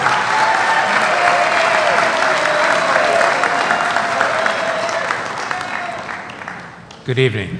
Good evening. Thank you for having me here. My name is Rosalie Vincent.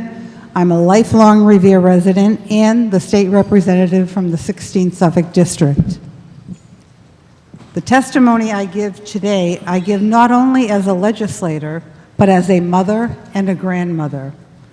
I want to talk to you about a specific provision of the Expanded Gaming Act that asks gaming license applicants to establish on-site daycare facilities for their employees.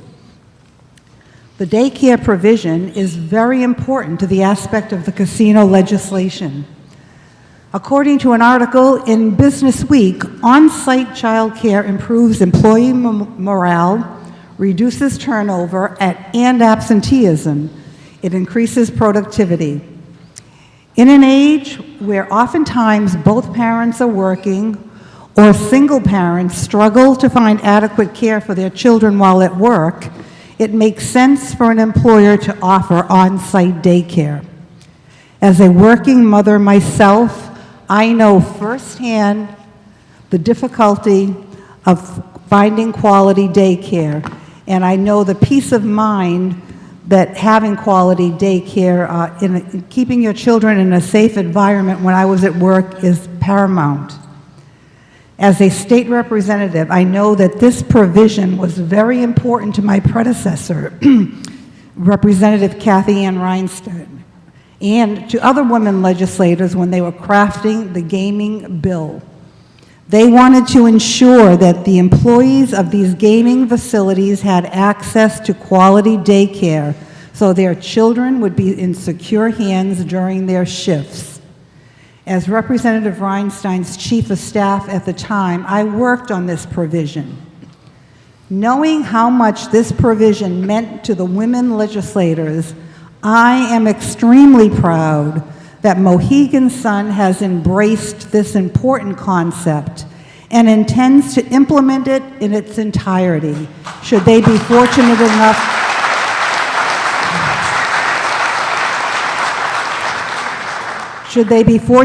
to be awarded this license in the great city of Revere. In closing, I hope that when it comes time to deliberate and compare applicants, you take the daycare provision and Mohegan Sun's commitment to seeing it through into serious consideration. It's an extremely important aspect of this gaming legislation, especially for our working parents and their families. So please take this into consideration when you deliberate. Thank you very much. Thank you.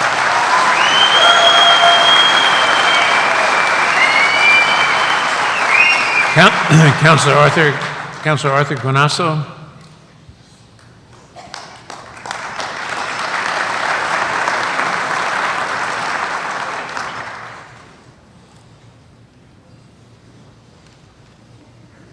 Good afternoon, ladies and gentlemen, members of the commission.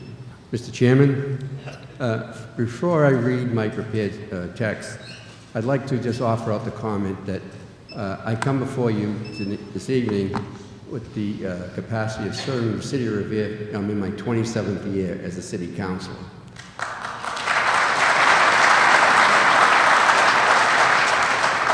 So when I make comments about the city of Revere, I have some sort of knowledge about it. I've seen it in the very, very lows, and I've seen it in the very highs, and I've seen it in the medium. And so I've had the luxury of serving the wonderful people that I represent, and I come to you with a sense of urgency to tell you how important it is to our community to make a better life for our citizens. We now know that we have a very diversified city. We're proud of that fact. You've heard Superintendent Dakin make an eloquent speech about the award we're given to Revere. You heard our great mayor, a good mayor, Dan Rizzo, give you some information. All I'm going to do is add a little bit to that. There isn't much new I can present to you that you already haven't heard. But this is just my brief statement, and I'd like to read that to you. It goes as follows. I urge the Massachusetts Gaming Commission to grant a Region A gaming license to Mohegan Sun, Massachusetts, in the city of Revere, to construct and operate a first-class resort casino within Revere, Massachusetts. The voters in the city of Revere have overwhelmingly approved the host community agreement between the city of Revere and Mohegan Sun, Massachusetts. Because of the tremendous benefits the residents and local businesses will receive. The positive impacts that the city of Revere will directly benefit from include employment tax relief, additional revenue, local spending, and much-needed road improvements. It is projected that the thousands of both permanent and constructive jobs will be generated through the construction of a resort-style casino with preference to Revere residents. Tax relief and stabilized water and sewer rates will become a reality because of guaranteed community impact payments. The youngsters of Revere will directly benefit from the renovations of Harry Delarusso Stadium and a new youth center. Public safety and schools will also receive millions of dollars in the first year alone from casino operations, significant and road improvements to alleviate traffic congestion that would not otherwise ever be completed will come to fruition. It is without a doubt in my mind that a resort-style casino in Revere will be advantageous not only to Revere, but the regional economy overall. For these reasons, I unreservedly implore the Massachusetts Gaming Commission to award a Region A license to Mohegan Sun, located in the city of Revere. Thank you. Thank you.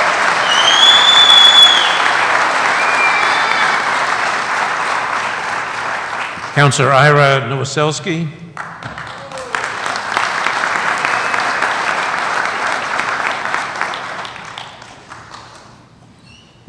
Good evening, members of the commission. Good evening. Welcome to Revere. I am the immediate past city council president, and I am also the Ward 2 councilor in the city of Revere, which directly abuts the north end of the Boutique Hotel. So I've lived in the city of Revere all my life, all my 67 years. I live in the same house I was born in. I've gone through Suffolk Downs, I've gone through Wonderland Dog Track, and I look forward to this facility coming to the Revere side of Suffolk Downs. I've been involved with this project since my second time coming onto the council in 2002.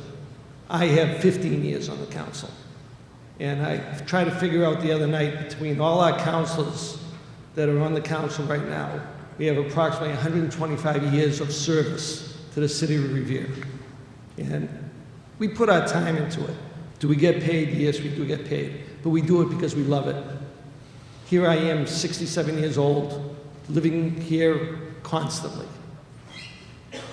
Now, I've supported a gaming facility at Suffolk since 2002. I'm proud that Suffolk Downs has partnered with Mohegan Sun. It will become a world-class destination resort that will attract visitors from all around the world and generate new economic opportunity, jobs, small business development for Revere and the region. Mohegan Sun will do everything right to continue into the 21st century, to include hotels, shops, the gaming, the dining, and the entertainment. They will be environmentally friendly in all aspects of their operation. The transportation aspects are perfect, with Logan close by, the MBTA Blue Line at its doorstep. This is an unprecedented opportunity for our city. The major impacts will be the creation of thousands of quality jobs in construction and permanent jobs, tens of millions of dollars in revenue, funds for community projects, schools, public safety, road infrastructure improvements, support for local business, and guaranteed impact improvements and payments. Many of these new payments will allow the city of Revere to assist our residents and taxpayers in opportunity for reduced property tax relief and water and sewerage stabilization. It will allow the city to take care of many needed projects to help our residents to have a better quality of life. It will also allow Suffolk Downs to promote and maintain thoroughbred racing as it has for the past 78 years, and maintain the current 800 jobs existing at Suffolk Downs.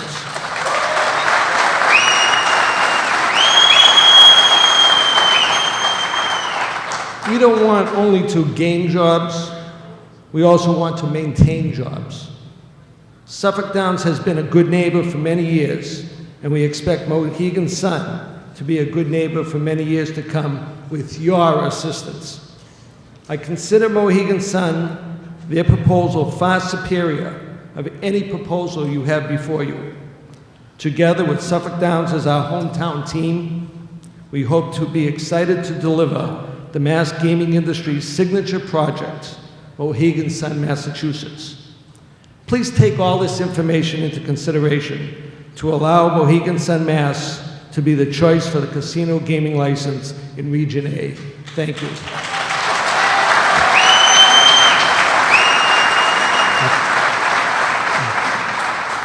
Commissioner, if I can ask you latitude, we have a councilor that came in late, would like to speak. Councilor Richard Penter is not on the list, but he would like to address you if you would permit. Well, I would be happy to add him to the list. I had Councilor Powers next. But okay, whatever you choose, sir. What? And it's Councilor? Richard Penter from Ward 1. Richard Penter, all right. Yes. We'll put him on the list.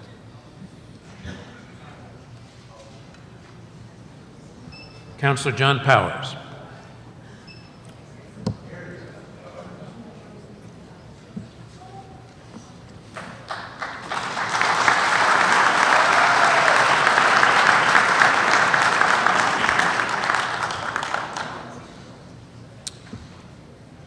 Good evening. Good evening, members of the commission. I spoke to you a couple of months ago at the convention center in Boston, and I addressed the benefits to the city of Revere. And tonight I'd like to address another part of this. And that part is the logic. When the legislature approved gaming in Massachusetts, they talked about several benefits. And I did go into the legislative hearings and speak in favor of casino gambling. They talked about tourists, increasing the tourism in Massachusetts. They talked about jobs. They talked about revenue benefits to the Commonwealth. And that's very true. That's very true. Some of the previous speakers here today spoke about maintaining Suffolk Downs, the 800 jobs associated with Suffolk Downs, the other industries out there that are associated with Suffolk Downs. And that means an awful lot to this Commonwealth. Now, let's get back to logic. Revere, Everett. I think when most people come to a vacation destination, they want easy access. They don't want to sit in traffic for an hour and a half waiting to get to a casino in Everett. They want to get off their plane. They want to come by limousine maybe, or the Blue Line to the proposed casino in Revere. What does this mean to the city of Revere, in addition to the revenue? It means jobs. It means 3,000 construction jobs right away the minute the city of Mohegan Sun is awarded a license. And every day I hear of my brothers and sisters, and I have 4 members of my own family that are union, 103, 22, 22, 218, and Local 7, and they're out of work from time to time. And this casino in Revere would mean that they would be working probably for the next 3 years, full-time, every day, and their brothers and sisters would also. So that's why one of the caveats that I speak of tonight.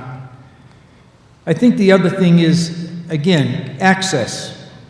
People being able to get to and from their vacation destination. Well, the casino that's proposed in Revere is 4 stops from the airport. It's 6 stops from the historic Boston waterfront. The restaurants in the North End, the restaurants in the South End, all of the other amenities that are in the city of Boston. We have our 3-mile Crescent Beach in Revere, which is just gorgeous. I was down there today, and I wouldn't rather be anyplace else. In fact, I was a little reluctant to come here tonight, but Right, I can I think understand this that. is so important. So, all of these components, we have 3 sites that I know that if a casino is awarded to the city of Revere, hotels will be built on those sites within 2 or 3 years. One is the Lido down on North Shore Road, 2 stops from the proposed casino. The other is Shaw's, right across the street from where the proposed casino would go. Ideal for a hotel, and I know we've had developers looking to put a hotel there.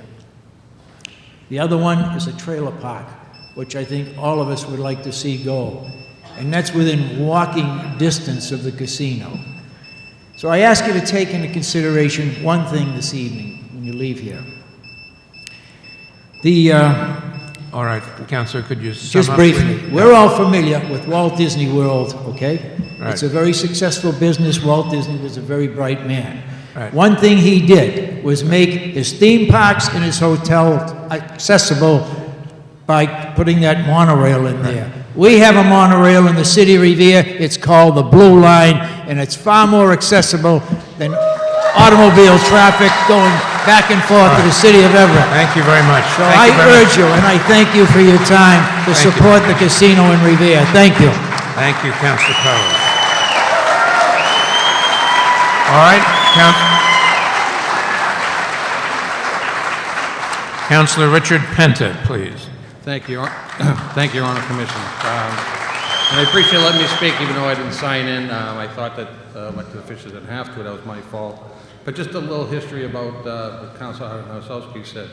I first got into council in 1993. I was born in Revere, still live in Revere. I have 5 children, all live in Revere. Own 5 different houses in Revere. I have 5 brother-in-laws that all own houses in Revere. My sister-in-law, my wife has a bigger family than I got. But my brother lives right down the street from me.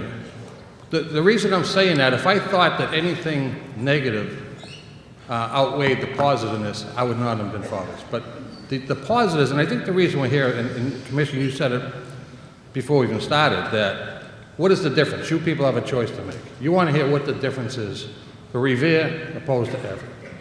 One, in the legislature, number 1 bill, and I've heard this commission because I do go on live stream and listen to things that you also say and things that you're looking for. And the main thing, jobs. Jobs is a big issue. The other one's going to create jobs just as well as we are, but we're not going to lose jobs. We had the experience of families in Revere at Wonderland losing jobs. It's devastating. I sit with gentlemen from the racetrack on every day that don't know if they have a job next month. Those are the people that I look out for. And there is a difference. Everett is not going to save thousands of jobs. And I think Mohegan Sun's put the draft up there. Across the whole state, the jobs that are affected by if this industry goes under. And with jobs goes substance abuse, crime. Ronald Reagan once said, the biggest deterrent to crime is jobs, putting people to work. What site is going to hold more jobs, establish more jobs? There's no question. There's your number 1 answer. There's the clear choice for Mohegan Sun's in Revere. The second, and this is out of the commissioner's words, we care about the surrounding communities and the host community, what their perception is. You, Commissioner McHugh, asked for a second vote in Revere. Wisely you did that. The people in Revere got inundated with outside forces from every which way you could turn.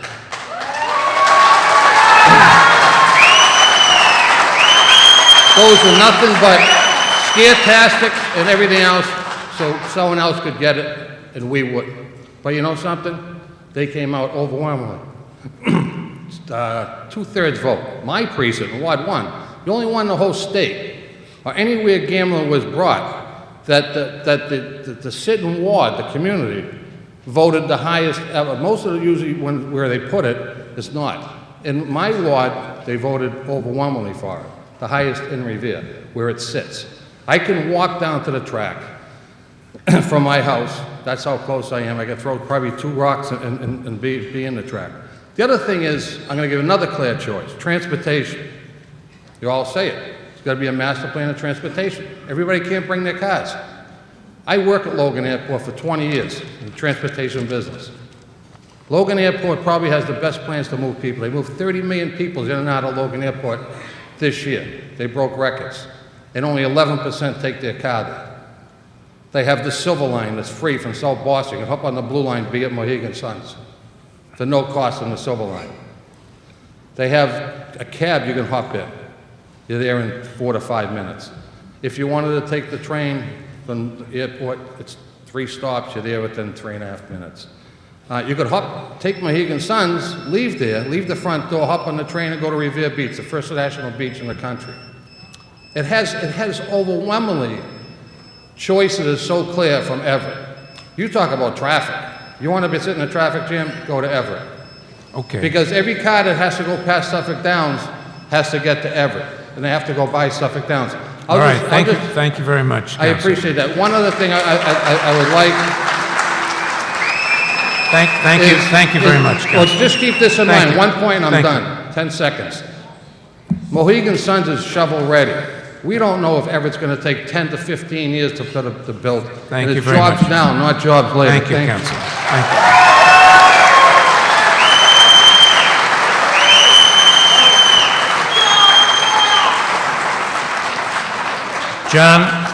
John Festa.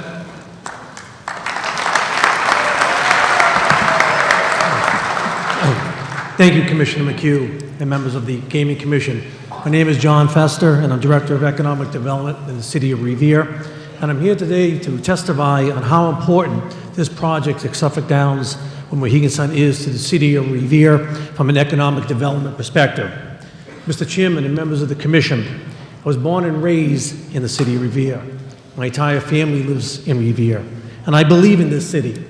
And that's why I accepted the position of Director of Economic Development, if I wanted to make a change in the city under Mayor Rizzo's administration. I've witnessed the transition the City of Revere has taken from both a positive and negative economic standpoint. And I can say unequivocally that this Mohegan Sun-style gaming facility will be transformational for the City of Revere. I speak to potential developers and investors every day to get positive developments within our city. And Mayor Rizzo has set a very aggressive agenda to try to change the City of Revere. There's been an overwhelming amount of interest and possibilities from developers if we get chosen for this license. And I can say without question, not only for this site, but for the entire Revere Beach area, the first public beach in the United States, and for the new revitalization of Revere Beach, and for the entire city as a whole. For many of the parcels of land and buildings remain vacant around the Suffolk Downs area, but now these properties become developable. The possibility of a resort casino by Mohegan Sun would be a catalyst for collateral investment opportunities. And some examples are the Shaw site, the Trailer Park site, the Wonderland Ballroom site, and the Waterfront Square site. All have interest from developers for hotel development. And some of these sites are tough sites and now are becoming more marketable.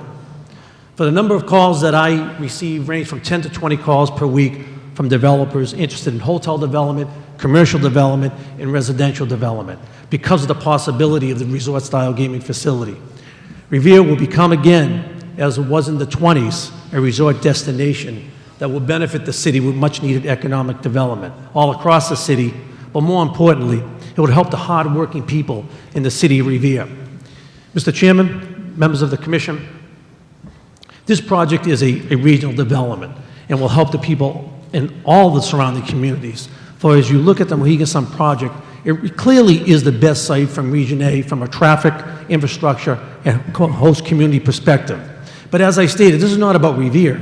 Our economic development team had a very successful economic development summit, and we invited developers from all across Region A in the state, dealing with many organizations like the North Shore Alliance, Metropolitan Area Planning Council, and now currently with John Barros, Director of Economic Development in Boston, For we know that this project will affect the entire region. For our support from our surrounding communities has been overwhelming, 11 as of today.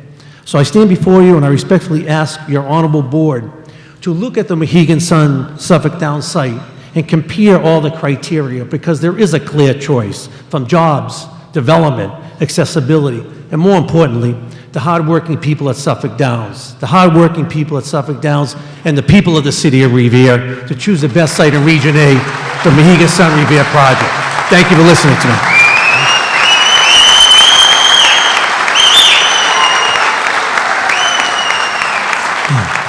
Frank Stringy.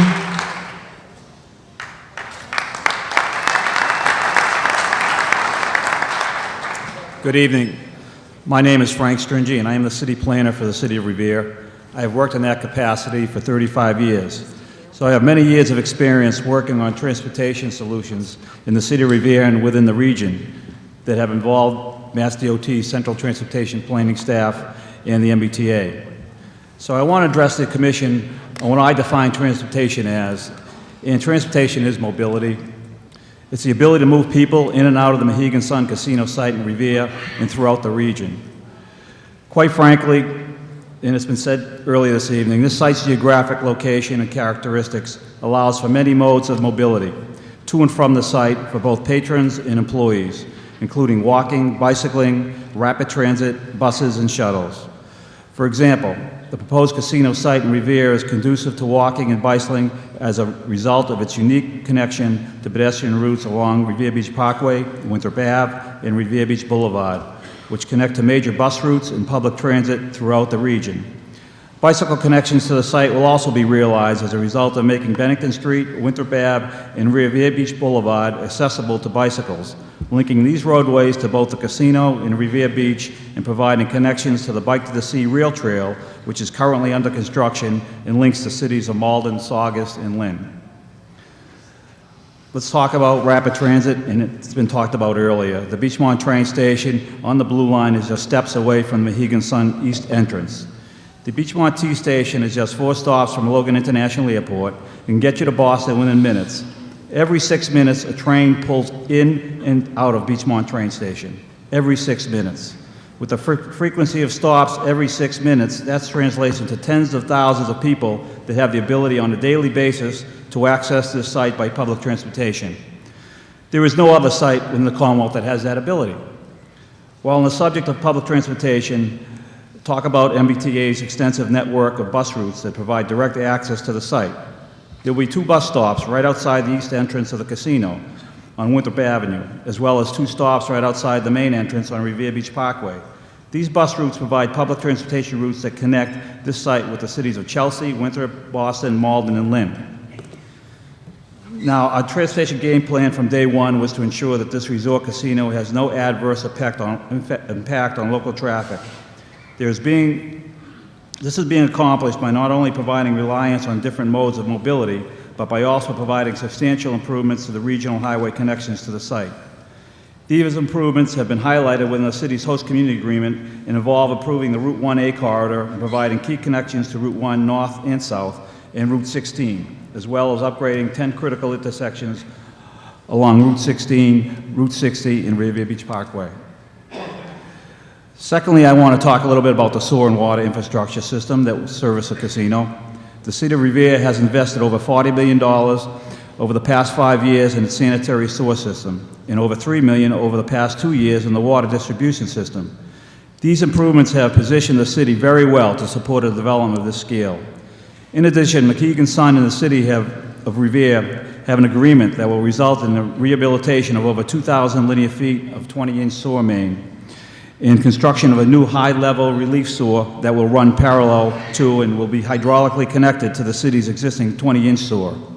This new relief sewer will connect to the city's main interceptor in Revere Beach Parkway, which conveys flow to the MWRA's regional system and ultimately to the Deer Island treatment plant for treatment for discharge. Also, the water system servicing the site will be upgraded with 2,800 linear feet of new 16-inch water main, which feeds directly off an MWRA meter. Needless to say, the City of Revere's water system has the necessary pressure to support both the domestic fire flow demands of the proposed Mohegan Sun Resort. Thank you very much, Mr. Thank you. Stringent.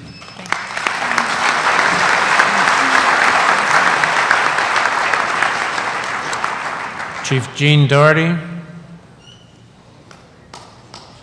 Chief Doherty here? Here he comes.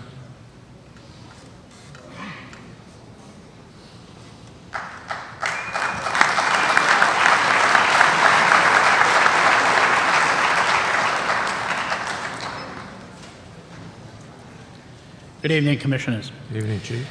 I'll try to be brief. I've spoke to you before at the Convention Center, and I wanted to talk about some things that I thought obviously were extremely positive to this combination of the City of Revere as the host and Mohegan and along with Suffolk as the license holder and the landholder. It is nothing but a win-win situation, in my opinion, for the City of Revere. I'm a lifelong resident of the city. I'm 38 years as a firefighter, and last 14 as chief of department. The City of Revere has been on an upscale movement for the last 14 years, started with Mayor Ambrosino and continues in a rapid scale with Mayor Rizzo. It also coincides with me being chief, but we won't say anything.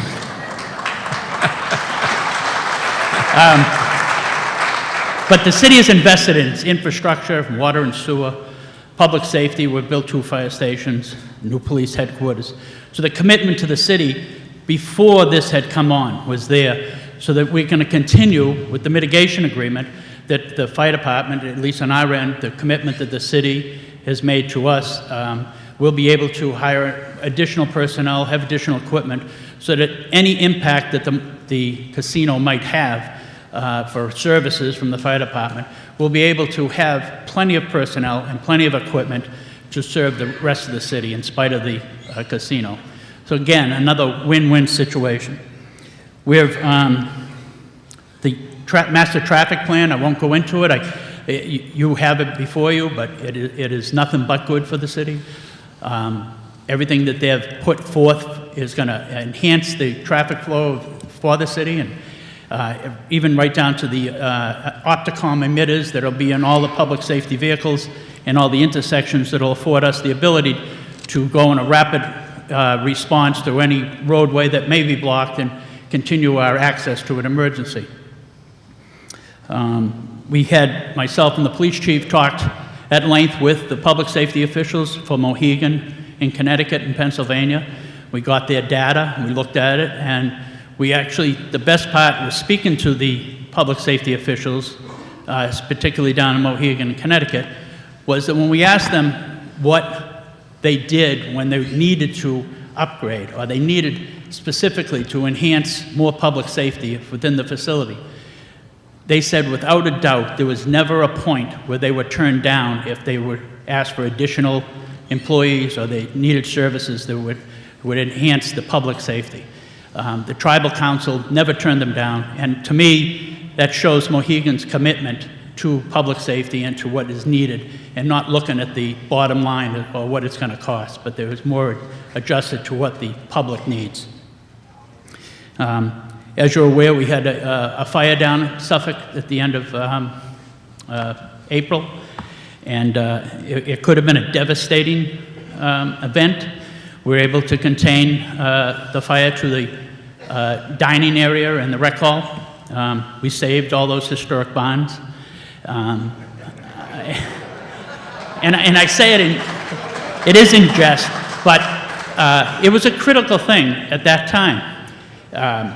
The firefighters, we knew that we had to stop that fire at that kitchen, because it wasn't that there was life hazard, and sometimes you have to weigh that as what is the life hazard involved for fighting aggressive fire, but it was the lifestyle, and we had to stop the fire so we could make sure that the people that worked there were able to continue, from the horse owners to the grooms to the jockeys to the agents. So I hope you really consider Mohegan and the City of Revere for this license. Thank you. Thank you very much, Chief.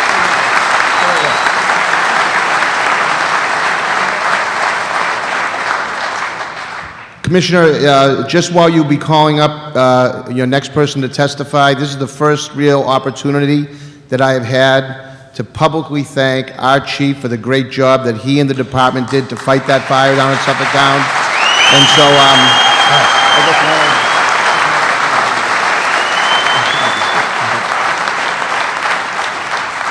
All right, Chief Joseph Caffarelli. Chief Caffarelli?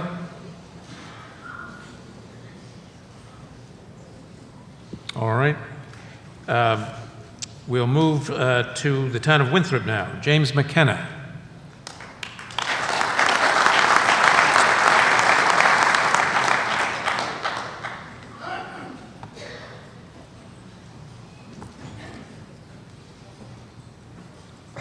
Good afternoon, Commissioner McHugh and other commissioners. My name is James McKenna, Town Manager of the Town of Winthrop.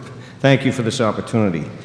Back in March, or April, I would correct it now, of this year, Town of Winthrop had the opportunity to address the Commission regarding the proposed casino in Revere. Town officials came before the Commission in opposition to this project because we had not reached an agreement with the applicant on a surrounding community agreement. Moreover, at that point in our discussion, we were far apart, in fact. But I'm pleased to report today that Winthrop and Mohegan Sun have reached an agreement. But let me be clear. Many residents in Winthrop remain very concerned about this project. For over several years, residents have voiced concerns about traffic, housing, local business impacts, public safety concerns, and the general societal concerns of gaming. While we believe these concerns are valid in the end, however, we believe that it's better to work with the applicant as a team to address these concerns should a gaming license be awarded. In short, we have reached a surrounding community agreement that we believe, when combined with the proposed steps intended by the applicant to mitigate traffic congestion and other related regional concerns, our agreement will go a long way to mitigate Winthrop's specific concerns raised in our discussions with Mohegan Sun. Having reached this agreement, the Town of Winthrop today supports the Mohegan Sun Revere project, and we ask that, should the Commission be inclined to award a license in the region, that this application be considered favorably by the Commission.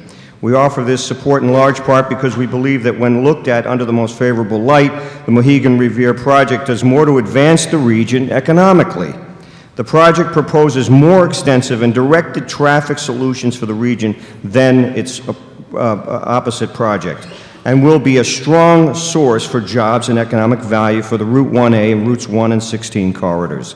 Admittedly, while we all love thoroughbred racing and the history of Suffolk Downs, it is clear from most development standpoints that this land area and some adjacent parcels are largely underperforming economically. However, other possible alternative uses, such as commercial and residential development of these parcels, would also bring significant traffic and related community concerns without significant investment in traffic mitigation and job creation that Mohegan Revere proposes. In other words, concerns that Winthrop has about traffic and regional access could, in fact, get worse under alternative development scenarios, with no mitigation coming to Winthrop at all. Secondly, we believe that Winthrop would not see any of its own concerns adequately addressed under the Everett project. So we believe that the proposal has far less regional benefits as it is proposed for an area that is more limited in potential reach economically. Let me just say that the relationship that the town of Winthrop shares with the city of Revere is far more than just about a casino. While we may be arch rivals on Thanksgiving Day, Winthrop and Revere have a deep respect for each other. Our communities share not just a border, but a history of friendship and collaboration that it far surpasses in importance the concerns of a particular development. Today, Winthrop and Revere are collaborators on numerous fronts, including a joint E911 Operations Command Center, regional opioid and public health initiatives, and we are always there to support each other when it comes to public safety and mutual aid. This is an example. We both fought that fire in Suffolk Downs on that day. Two of my firefighters are shown in this picture. My time's short here, but I'd like to close and say this is the beginning of a long-term relationship with the proposed project and what it'll bring to the region. But we believe that Mohegan Revere project proposes real and sustaining mitigation and value to Winthrop and the North Suffolk region. And I'm just so thankful for Mayor Rizzo and the council in Revere for the friendship that we always strive to maintain. Thank you. Thank you very much.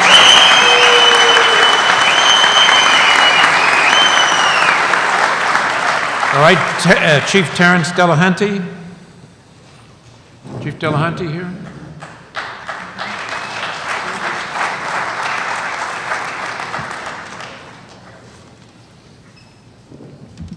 Thank you, Mr. Chairman. Before I begin, I just want to give you a little historical view of the public safety partnerships with the City of Revere and the town of Winthrop. My town manager said that we share a border. That border has been erased by our partnerships on a regional effort. Back in 2009, we had some real economic concerns with layoffs on both ends of the border, and we got together through the mayor's office to boost and multiply our forces by collaboration. And some of those collaborations, as mentioned by the town manager, is the Regional Dispatch Center scheduled to open this fall, which will increase our force by numbers on both communities. It'll erase that going to the phone to call the other department. Both will be sitting in the same dispatch center, and the border will be seamlessly erased by our efforts. We also have 2 members embedded in the regional North Metro SWAT team. We collaborate in details on an everyday basis. Our mutual aid agreement that has been mentioned that shares equipment as well as personnel. These collaborations have certainly pushed our relationships closer and closer together since 2009, long before the casino was ever mentioned or the legislation was ever mentioned. The benefit that we see today is because of our previous collaborations. There's not going to be any issues in public safety moving forward on the concerns of traffic, crime, and social economic issues. Because we have a plan.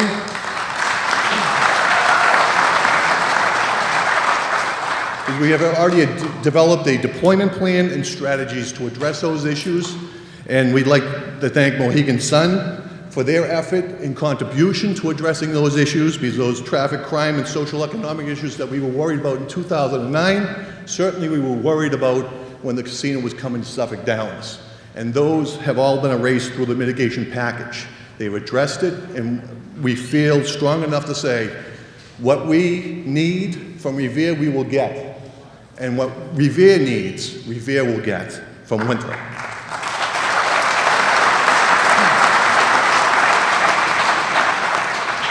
We have also been engaged by the head of security for Suffolk Downs. We've already started talks with Director Paul Evans, former Boston Police Commissioner, and we look forward to moving that partnership forward on a day-to-day informational sharing basis, long before the casino ever opens. So there is no issues, and if there is an issue, we know who the players are. And so we both can handle it in the Winthrop, as well as in Revere, as well as at Suffolk Downs, the casino, Mohegan Sun.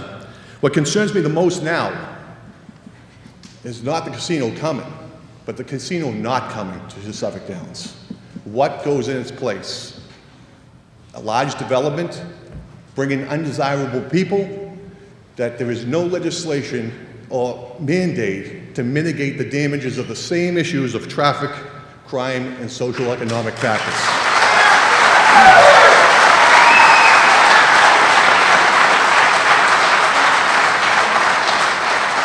We are much better off in Winthrop having a willing partner sitting at the table, negotiating and mitigating the concerns that we just mentioned.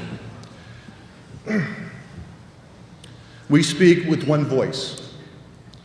When Mayor Rizzo started off the night, he said, this is the right project in the right place at the right time.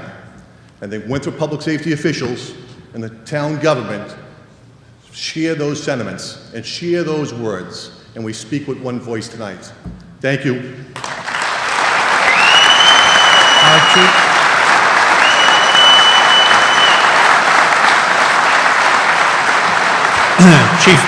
Chief Paul Flanagan. Chief Paul Flanagan, also from Winthrop.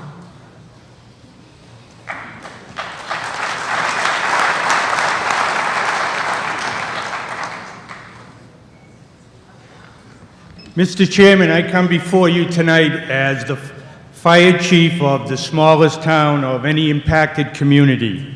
We are the Revere neighbors, and tonight I drove the police chief here. No fire chief drives a police chief anywhere. So tonight I have to tell you, in our discipline, the fire chief and police chief get along very well. A project of this size merges other departments, but as the police chief so elegantly said, we are very close to the public safety officials in Revere.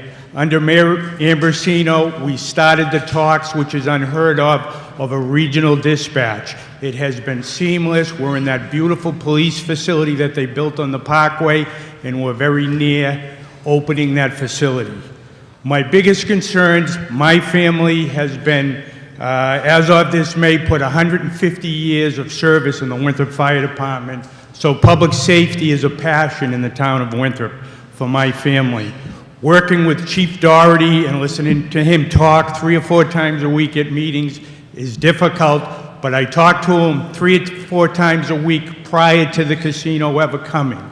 So if there's anything that this commission can leave with tonight, is that besides Coastline, Revere football, Winthrop and Revere share enhanced public safety due to this new casino being put in our doorstep. We look forward to it. I'm proud to be part of it, and I hope that Revere is going to be the host community to this future facility. Thank you.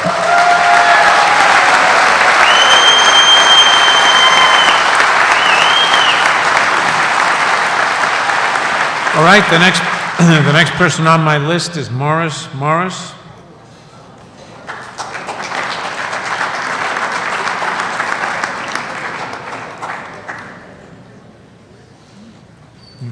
Thank you, Gaming Commission. I'm going to be speaking to the opponents of the casino, not the people that are for the casino, but the people that are against the casino. First of all, I would like to say to them, to the people that are against the casino, that if we do not get it, everyone in the city and town's taxes will go up because we need money to take care of those cities and towns. So don't complain if you voted against it. If we don't get more police, more fire, more library, more new schools, don't complain because you voted against it. We need a new senior center in Revere. I happen to be a senior myself. There are a lot of seniors here, and someday you're all going to be seniors. Make sure you vote for the casino. Also, at Suffolk Downs, there are 800 jobs. They will lose those jobs if you vote for another city beside the city of Revere. So make a good decision when you come to vote in August or July or September, because you'll be looking back in years to come and you can say it was our vote that made this great city greater. So keep that up in mind when you do it.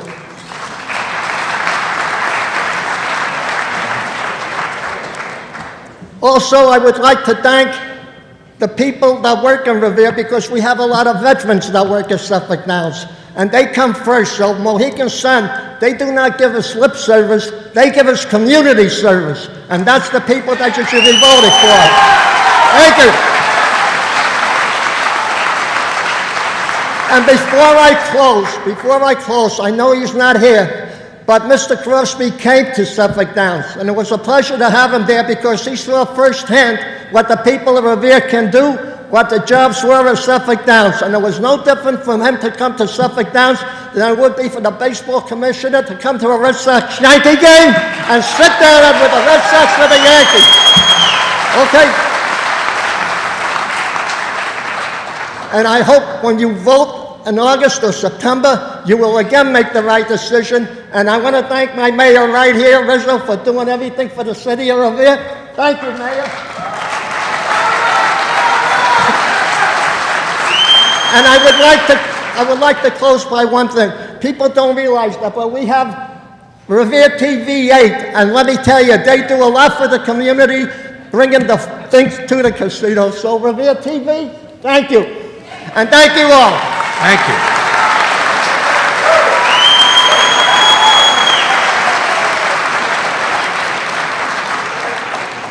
Thank you, Mr. Morris. The next speaker is Leslie Gould.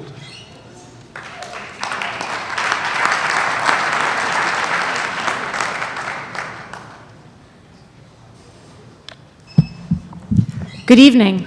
Good evening. Members of the Commission, my name is Leslie Gould, and I'm the President and CEO of the Lynn Area Chamber of Commerce, representing the communities of Lynn, Linfield, Swampscott, and Nahant.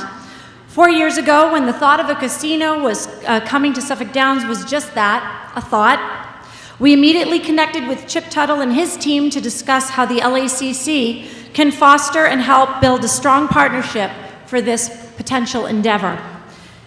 And here we are, 4 years later, on the verge of what I consider an incredible regional coup. The creation of thousands of jobs at the proposed resort casino site makes everyone stand up and cheer. But the creation of new jobs and business opportunities will not end at the Suffolk Downs entrance, but in fact, domino along all of Route 1A and throughout surrounding communities, potentially for years to come. With Revere set to receive $25 to $35 million in annual revenue, that can only mean, as many people have said this evening, more economic development for their community. Good for them. Creating more jobs and more opportunities for all. Travel right up Route 1A North to Lynn, and ripe for development is 300 acres of waterfront property and a successful commuter ferry that plans to offer day trips to the Boston Harbor Islands. Now, imagine the potential development opportunities and experience that await us all for both these waterfront properties because of what Mohegan Sun might bring to Revere community. With one investment comes another. The Blue Ox restaurant in Lynn is what Mohegan Sun Resort Casino is to our region. One small independent and unknown restaurant has helped make Lynn's downtown a destination again, and more restaurants have and are slated to open. Imagine what one little resort casino could do for the region. So with one success, thank you. So with one success comes another. Vacant lots and old industrial buildings on the Linway and around the city could be transformed and expand the tax base and job market. And while these visions of economic vitality won't come to fruition overnight, do nothing and the obvious will happen. In addition, Lynn is very proud of the Lynn Auditorium concert venue that has hosted incredible shows for the past 5 years. And not surprising that with every show, our restaurants see a significant increase in business. On March 25, 2014, the Lynn Journal reported that Mohegan Sun CEO Mitchell Estes had announced that it will partner with the Lynn Auditorium and other municipal-owned venues throughout Massachusetts to, quote, generate new economic development, enhance tourism, and cross-promote marketing and other attractions so that the entire region can benefit from this world-class destination. Mohegan Sun officials could have created their own satellite destination state, but they understood the value of regional partnerships. They have been reaching out, while the competition has not. Lastly, local educational institutions like North Shore Community College, Salem State University, and Marion Court College will directly benefit with enhanced student programming. Mohegan Sun has discussed creating an on-site teaching tool in a variety of professions for our future workforce. In closing, Mohegan Sun, Massachusetts will be the first economic development initiative to truly bridge Boston with the North Shore. Mohegan Sun's officials clearly understand that our chamber members will be directly impacted by this pivotal decision, which is yours. Mohegan Sun understands that chambers are the hub and voice for business, and Mohegan Sun has proven that they want to work with, not against Main Street, and that can only be positive and productive. I thank you so much. Thank you.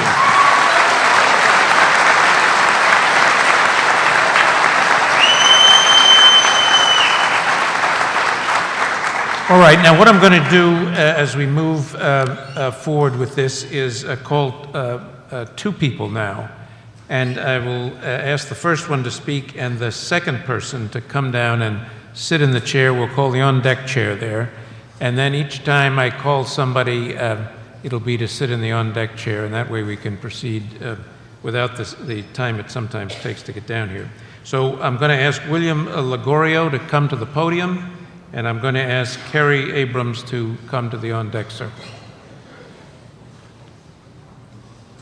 Excuse me, while they're making their way down, no BC Casino was not called, it's in the request to call. We are surrounding communities.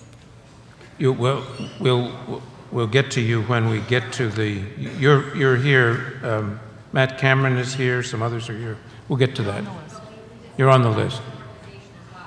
You're on the list. Thank you. All right, is William Ligorio here? No. All right, Kerry Abrams. And I'm going to ask Donna Petito Mahoney to come down to the on-deck circle, please. Sir, I am not Kerry Abrams. My name is Stephanie Scopa, and I am speaking in her place, but I am also on your list of speakers. All right, so she is not speaking tonight, Kerry No, Abrams? sir. All right, thank you. Good afternoon. My name is Stephanie Scopa, and I am a resident of the city of East Boston. I would first like to thank the Commission for the opportunity to speak today in support of the applicant Mohegan Sun and your consideration of this project. I come before you today representing several interests of someone who supports Mohegan Sun. I am a lifelong resident of East Boston and now a very proud property owner there. East Boston sits directly next to the proposed gaming site, and I can tell you from living next to a betting facility, it has been a part of my life for many years. I am a product of a father who was a horse owner at Suffolk Downs. I have fond memories of him there, ones that I will always cherish. And hopefully, by sustaining the Suffolk Downs racetrack and building a resort casino, many more memories will be able to be made by fathers and their daughters over the next 75 years. I hold a bachelor's degree in criminal justice from the University of Massachusetts, Boston. I was a small business owner for over 15 years in the great community of Lynn. And now I am the proud administrative director for the Revere Chamber of Commerce, working directly with small businesses in order to fulfill all of their networking needs. The reason I am supporting Mohegan Sun's application is because of their commitment to small local businesses like the ones in the Chamber. When we discuss the many opportunities with Mohegan, we are not only talking about jobs, but the opportunity for small businesses to grow and prosper. Working with Mohegan Sun means the small businesses will be able to be affiliated with one of the most prestigious gaming facilities in the region. Mohegan Sun has agreed to spend millions of dollars annually with Revere and surrounding community businesses. They are also implementing a Momentum Rewards program so that patrons of Mohegan Sun, Massachusetts will be able to redeem their rewards points earned at the gaming facility to make direct purchases with local small businesses. It will allow patrons to use their rewards points at their favorite hair salon, their son or daughter's daycare, and their preferred local restaurant. For the administrative director of the Revere Chamber of Commerce, having a resort casino pair with our small businesses is an opportunity like no other. Again, as a lifelong resident of East Boston, a past small business owner, a horse owner's daughter, and the administrative director of the Chamber, I would be honored and filled with enthusiasm to welcome Mohegan Sun, Massachusetts to Revere. Thank you.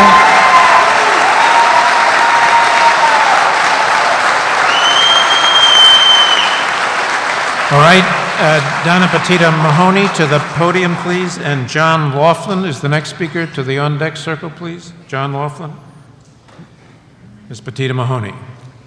With special thanks to the Commission, it is my pleasure to give you my testimony. I am Donna Petito Mahoney, 47-year-old lifetime resident of Revere. I grew up as the baby of a very strict Italian family, learning all the rules and integrity and respect, growing up with the trademarks of a Revere girl, with lots of hairspray, designer clothes, and a slight rasp to my voice.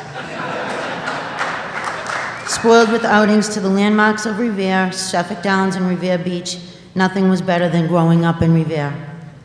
I became a single mother, raised 3 success stories, as I call them, within this city I love. January of last year being the most prominent, I got the call no mother wants to hear. Your son has bleeding in the brain and is being med-flighted to Mass General. I lost my job to see my son through a full recovery of all his faculties. When my closest friends in the city of Revere found out of my struggles, a fundraiser was put together in my son's name. The first person to shake my son's hand was Mayor Dan Rizzo, and his secretary, Sophia, the first to hug me. Kevin is 100% today from the support they gave us and the love of the people of Revere we all have here for each other. I truly believe that. After months of life getting back as we knew it, yet still unemployed, I felt compelled to get involved with Revere Says Yes. That was the beginning of the most enlightening journey of a year of daily campaigning, meetings, and hands-on awareness of the needs of our city and the families of Revere, as well as becoming part of a campaign family that fought to help our city save jobs and give hope for the unemployed. I was honored and grateful to be a part of this. Ladies and gentlemen of the Commission, my eyes opened to a new reality by working side by side with my mayor and his team, Mohegan Sun, their tribe family and organization, as well as Suffolk Downs family. I learned firsthand that Revere needs this project to employ many hardworking mothers like myself. And I learned hands-on of hundreds of families need to keep their 20-plus year jobs at Suffolk Downs.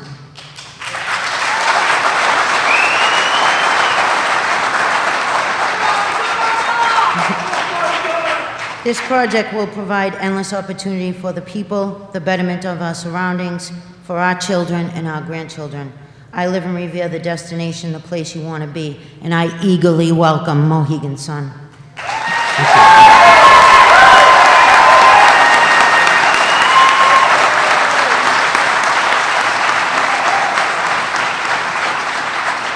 John Laughlin to the podium. I'm going to ask Louis Charlone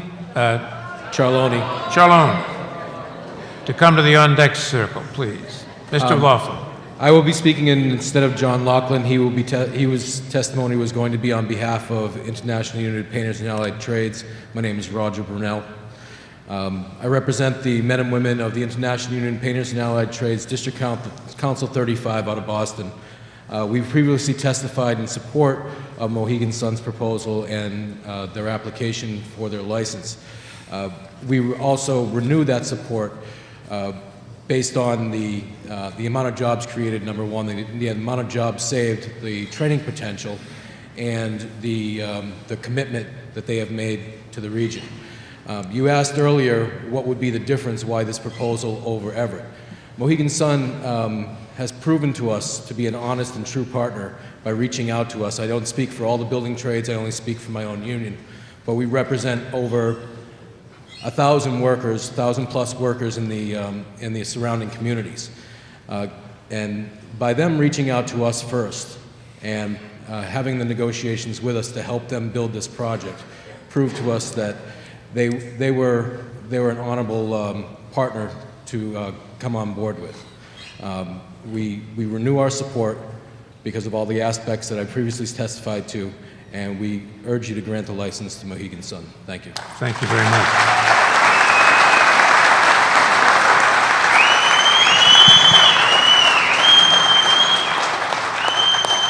Mr. Chialone, I would ask Christopher Welling to come to the next speaker's chair. Good evening, Commissioner McHugh, Commissioner Cameron, Commissioner Stebbins, and Commissioner Zuniga. My name is Louis Charlone, and I reside at 410 Park Avenue in Revere. Thank you for allowing me to once again address this commission. I was employed as a mutual clerk at Suffolk Downs for 22 years, and I currently serve as a business agent for IBW Local 103, and we represent the vast majority of the unionized workforce at Suffolk Downs. The workers of Suffolk Downs proudly stand with Mohegan Sun in their attempt to win approval for their application for a casino in the city of Revere. Should you approve the Mohegan Sun license, Suffolk Downs' commitment to racing for a minimum of 15 more years will ensure our jobs into the foreseeable future. These are good jobs. These are generational jobs. These jobs provide family-sustaining wages and benefits and they have provided them for decades. The workers at Suffolk Downs want you to consider the many real-life stories we have expressed to you in oral testimony and in written accounts. We plead with you to take our jobs into account before you make your final decision. But even beyond that, the employees at Suffolk Downs have come to know and understand the Mohegan Sun proposal for this area's casino. Mohegan Sun is committed to a labor harmony agreement that includes us. They have embraced the parts of the legislation that mandates on-site childcare for its employees and a commitment to good jobs with good benefits. Again, these are more reasons that the workers at Suffolk Downs are proud to stand with Mohegan Sun during this application process. I also serve on Revere's planning board. As a third-generation Revere resident and a member of that board, I understand how Mohegan Sun's proposal will contribute to our economic revitalization and the many more good jobs that economic growth will create. In addition, I serve on the board of directors for Community Action Programs Intercity, and Mohegan Sun's embrace of these vital regional programs that train individuals for employment, provide preschool and other services for the working poor, demonstrate Mohegan Sun's commitment and understanding of how to integrate themselves into Revere and our surrounding communities. Saving good existing jobs, creating thousands more, revitalizing our regional economy, and becoming a partner in helping everyone in the community are the reasons that IBEW Local 103 and the workers of Suffolk Downs are proud to stand in support of a Mohegan Sun casino in my hometown, the city of Revere. Thank you.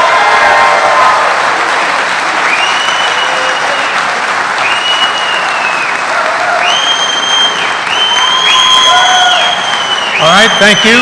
I have Christopher Welling next, and Colleen Glenn in the on-deck circle. Good evening, Commission. My name is Hillary Kramer. I'm a member of IATSE Local 11. That's the International Alliance of Theatrical Stage Employees. I'm a and I've been a camera operator at Suffolk Downs for 9 years. I'm speaking on behalf... Could I interrupt just a second? What happened to Christopher Welling? I'm speaking on behalf of President Welling and Business Manager Glenn, who are unable to be here today due to other union commitments. Great. I'm here today to speak in support of Mohegan Sun Mass Resort at Casino application. IATSE is the largest union representing the workers in the entertainment industry. IATSE Local 11 represents the behind-the-scene workers and techs who service theater, rock and roll, and convention events in all major venues in the greater Boston area. Currently at Suffolk Downs, Local 11 members, along with IBEW, are the camera operators for the live racing season, and our technicians also assist with the simulcast program. We continue to support the audio-visual needs for the Friends of Suffolk Downs events and have used these events as a platform to help with our Joint Apprenticeship Committee Education Training Program. In 2013, Local 11's hiring hall referred 699 workers who combined earnings totaled over $11.6 million. IATSE Local 11 shares a commitment to improve the lives of working families. Along with Mohegan Suns, we ensure good jobs with good salaries, benefits, and opportunities for significant career development.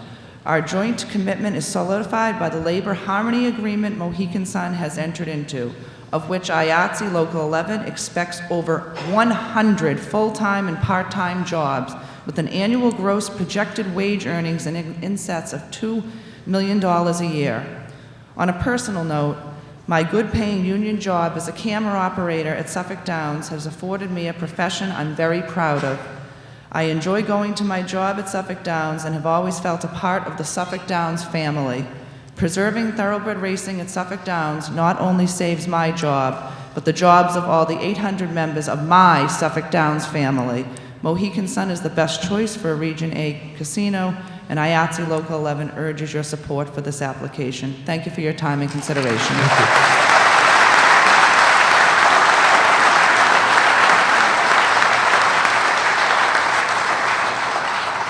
All right, I called Colleen Glenn. I take it that she's not here, so we'll move on to Vincent Melaiko, and I'd ask Edward DeVoe to come down to the on-deck circle, on-deck chair.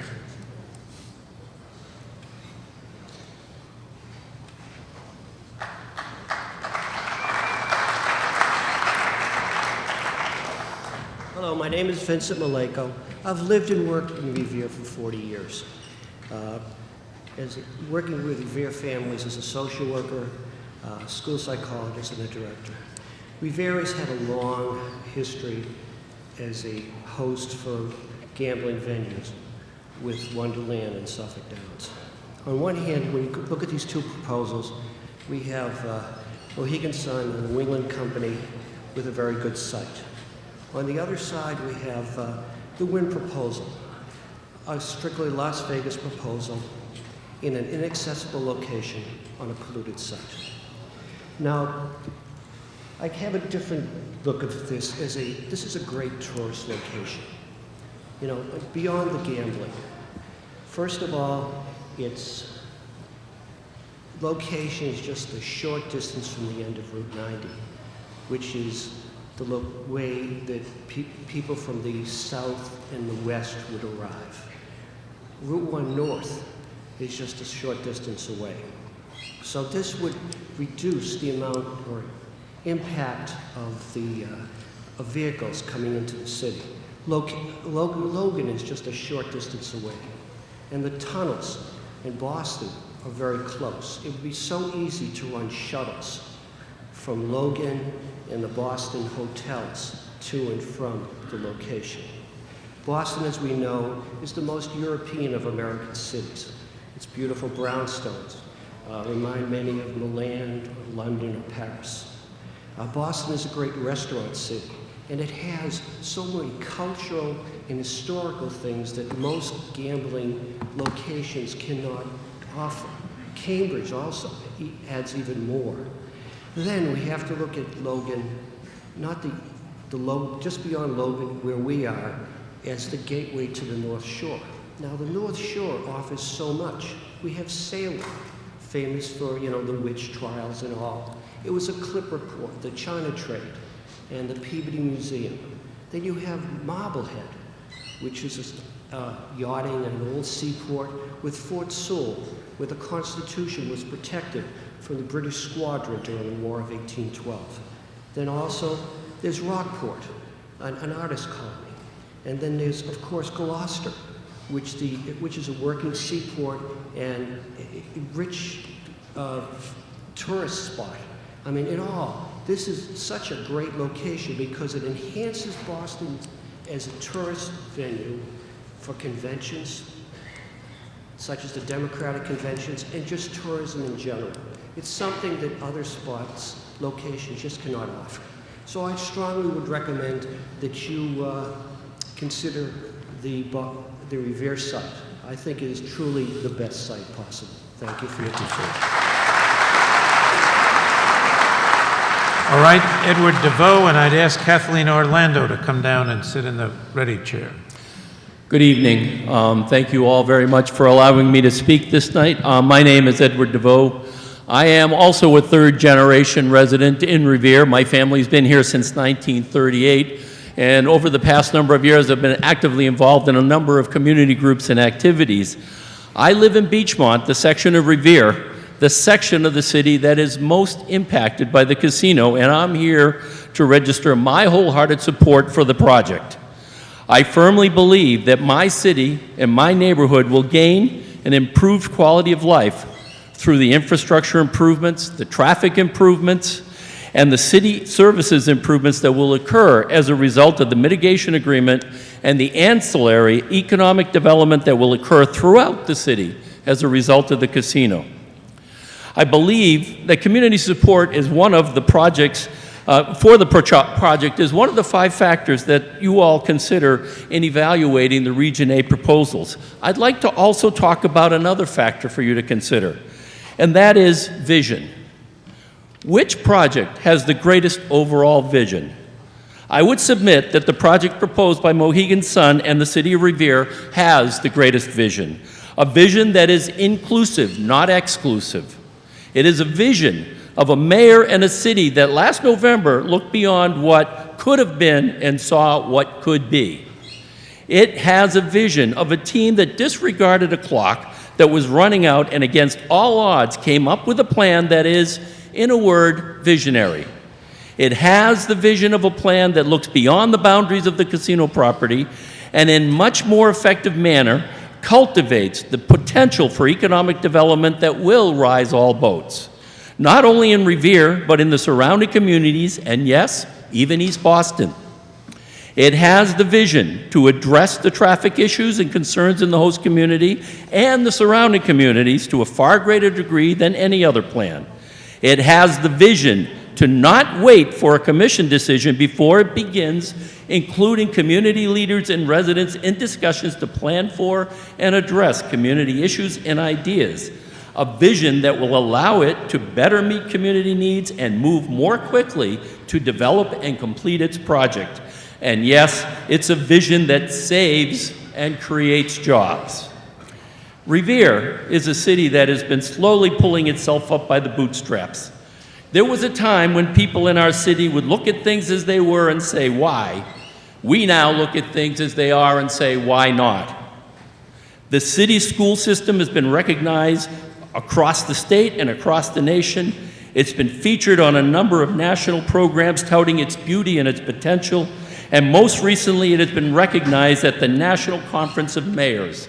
And why? Because it is a city with a vision. This city has done much to help itself, and with the help and cooperation of the Mohegan Sun Project, it's poised to do so much more. The mayor of Boston talks about his city being an attraction that will draw people to the casino. Although the city of Boston may have many attractive jewels in its crown, I would submit that when the Mohegan Sun Casino was built and the ancillary development in this city of Revere is completed, people will be attracted to Boston because it exists next to the shining jewel called Revere and the casino that exists within its limits. That was built because Mohegan Tribe and the city of Revere had a vision, one that far outshines the vision of any other project before you. Thank you very much. Thank you, sir. All right, Kathleen Orlando, and I'd ask Anthony Cianca to come down to the ready chair, please. Ms. Orlando. Good afternoon. Thank you for allowing me to speak before you today. My name is Kathleen Orlando, and I am a lifelong resident of East Boston. This past November, along with thousands of my fellow East Bostonians, I voted yes for a resort casino at Suffolk Downs. I stand before you today in full support of Mohegan Sun's plan to build a resort casino in Revere, Massachusetts. A plan that will allow Suffolk Downs to remain open and save hundreds of jobs while creating thousands more. Suffolk Downs has struggled to keep their doors open and keep the hundreds of employees from landscapers to horse trainers working. Suffolk Downs has opened its doors to outside venues like Cirque du Soleil, the Hot Dog Safari, and the Wounded Veterans Run, all which draw thousands of spectators with little or no negative impact to the community. Suffolk Downs is the perfect location for such events because of its accessibility from all major roads, including 1A, 93, the Mass Pike, Logan International Airport, and let's not forget 2 stops on the MBTA line. Easy access makes this the perfect location for Mohegan Sun's spectacular resort. I grew up a few blocks from Suffolk Downs, and not only is it always been a good friend and neighbor to East Boston, but it's a landmark that is a part of East Boston and Revere's history, which dates back almost 80 years. Their commitment to their employees and the community has never wavered. I spent the last year talking to Suffolk Downs employees to get their perspective on things. And although each have their own story, the bottom line has always remained the same. The employees remain loyal to the place they call home. They do not stand behind the management at Suffolk Downs, but beside them. They are treated with respect, knowing that their opinions matter. They understand the battles Suffolk has fought to keep horse racing alive. I will give you one example of Suffolk's loyalty and commitment. I had a conversation with a longtime Suffolk employee a few months back, and he told me a story about a sick mom who he and his family were caring for at home. Her condition demanded constant care, and he and his family were struggling to keep her in her own home. Suffolk Downs supported the efforts of this amazing son and allowed him the flexibility to care for his mom. He is forever grateful and will never forget the kindness and understanding the Suffolk Downs family extended to him during his difficult time. I know Suffolk is 100% committed to keeping horse racing alive, but I also realize that without the boost a resort casino would give to the horse racing industry, it would be an impossibility. I know the Commission values the ideals and the impeccable record Suffolk Downs has in the state of Massachusetts. They have almost 80 years in this state, 80. Let's pave the way for decades more of horse racing at Suffolk Downs and grant Mohegan Sun with the Region A license in Revere. The benefits to this community far exceed any negative impact, and Mohegan has proved they are committed to being a good neighbor. The surrounding agreements they have entered in prove that. The Friends of Mohegan program has hundreds of businesses on board which would generate revenue and stimulate the local economy, which has struggled over the last several years. Suffolk Downs has proved that actions speak louder than words. Take a look around you, see the support from the employees. That speaks volumes. Not often do you see a relationship between employer and employees like this. It's overwhelming and they are united. They stand together to keep horse racing alive in Massachusetts and continue the tradition of excellence at Suffolk Downs. Mohegan Sun and Suffolk Downs together will make the Gaming Commission proud and be a model for others to follow. Thank you. Thank you. All right, Mr. Chianca and Janelle Campbell to the ready chair, please.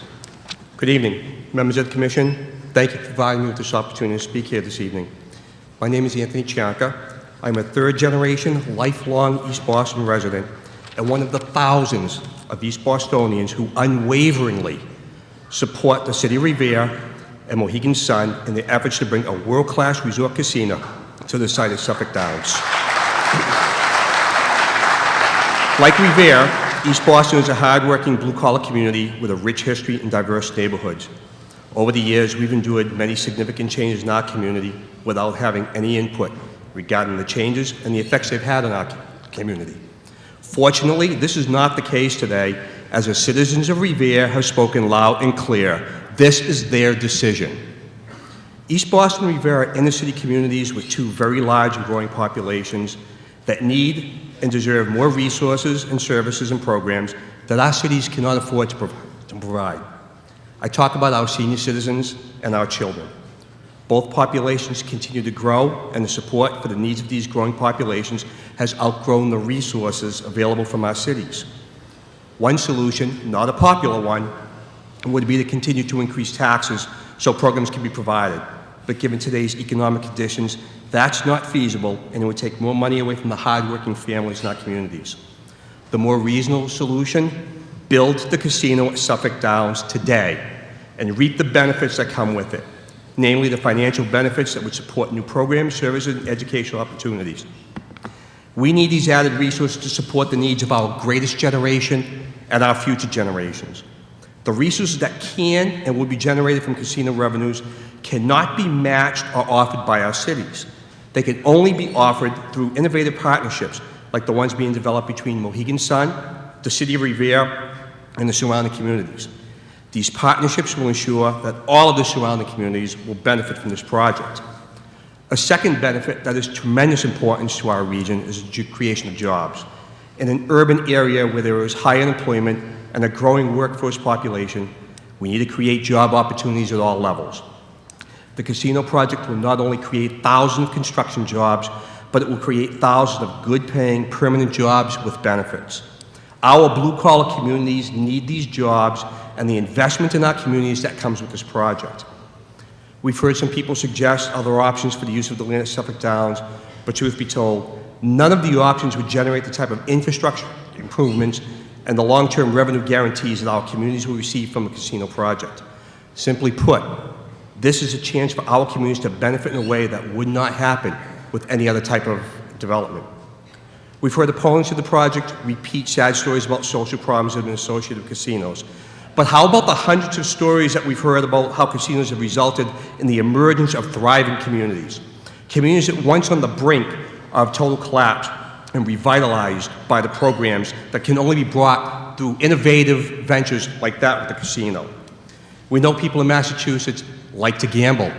as evidenced by the 1.5 million residents who have cards, pass cards for either Mohegan Sun or Foxwoods or other casinos. It happens every day. They go out of state every day.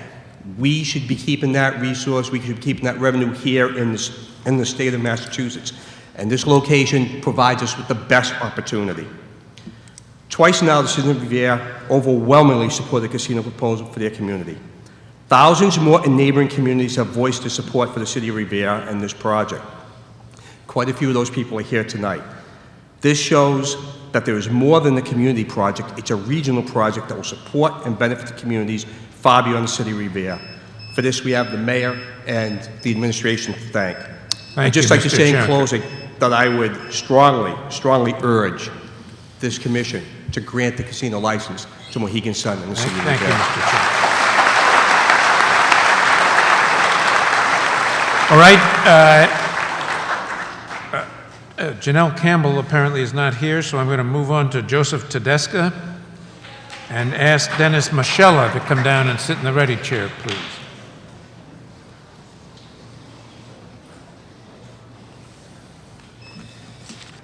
Good evening, Commission. Thank you for allowing me the opportunity to speak here today. My name is Joe Tedesca, and I too am a lifelong East Boston resident and neighbor of Suffolk Downs. For 41 years, I've lived within a mile of the racetrack. Today, you're hearing from many people on whether or not Mohegan Sun should be fortunate enough to earn the Eastern Massachusetts license. I am one who is hoping that they do. This project will save our neighbor Suffolk Downs and its 78-year legacy of thoroughbred racing. It will save hundreds, if not thousands, of jobs. And it will save an integral business partner and contributor to our communities. It is a project that will create thousands of jobs, generate millions of dollars for Revere and its surrounding communities. There will be millions of dollars spent in much-needed road improvements, and it will boost money and development into this region better than its competition. The bottom line is that they are committed. Mohegan Sun and Suffolk Downs are committed to Revere, and they are committed to the Commonwealth more than anyone else. Mohegan Sun is the right choice, and it is at the right time.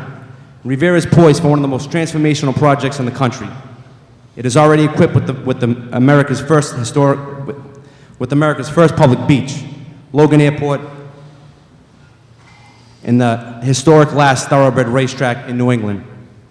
Mohegan Sun can truly change this region forever and can turn Revere into one of the most desirable travel destinations in the country. Back in November, I voted yes for the casino when it was originally proposed in East Boston for the few reasons that I just mentioned. But the main reason for my devoted support over the last 2 years is simple. We are in great need of this project. We are in great need of the jobs. We are in great need of the revenue.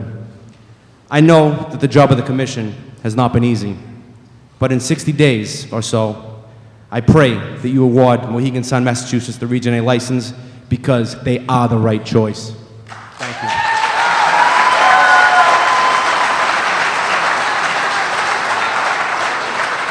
All right.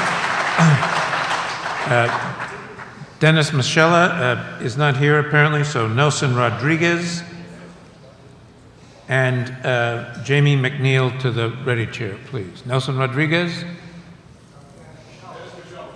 Pardon me? Oh, well, Mr. Machella? Then Mr. Nelson Rodriguez, please, to the ready chair, which is now occupied. Let's find another ready chair.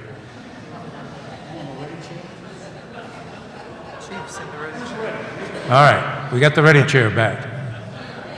Go ahead, sir. Thank you. Good evening. I'm a retired police officer in the city of Revere, and I grew up approximately half a mile from the beach. Revere has a history of being able to handle gambling. We have Revere Beach, Wonderland Dog Track, Suffolk Downs. We're used to having large crowds and a lot of people coming into our city. There is no better venue for a casino, in my opinion. Logistically, we have everything. We have mass transit.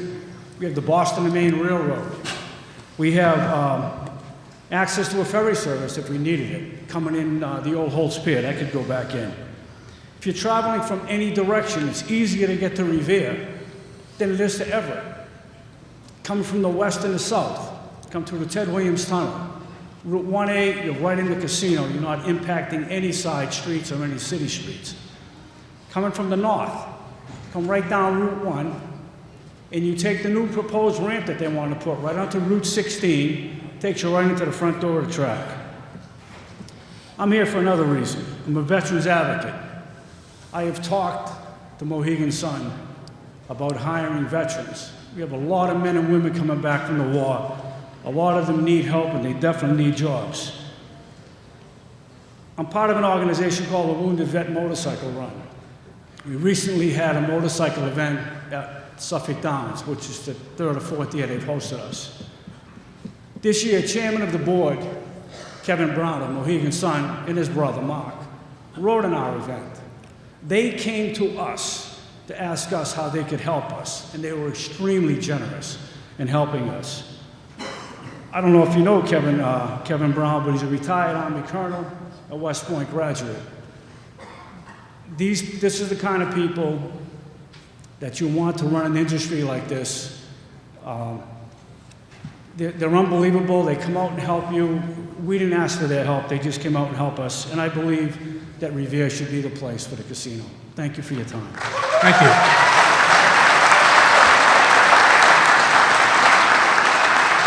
All right, Nelson Rodriguez and Jamie McNeil, please, to the ready chair. Mr. Rodriguez. Yes, good evening, commissioners. Good evening, mayor. Good evening, officials of the city of Revere, and good evening, everyone over here.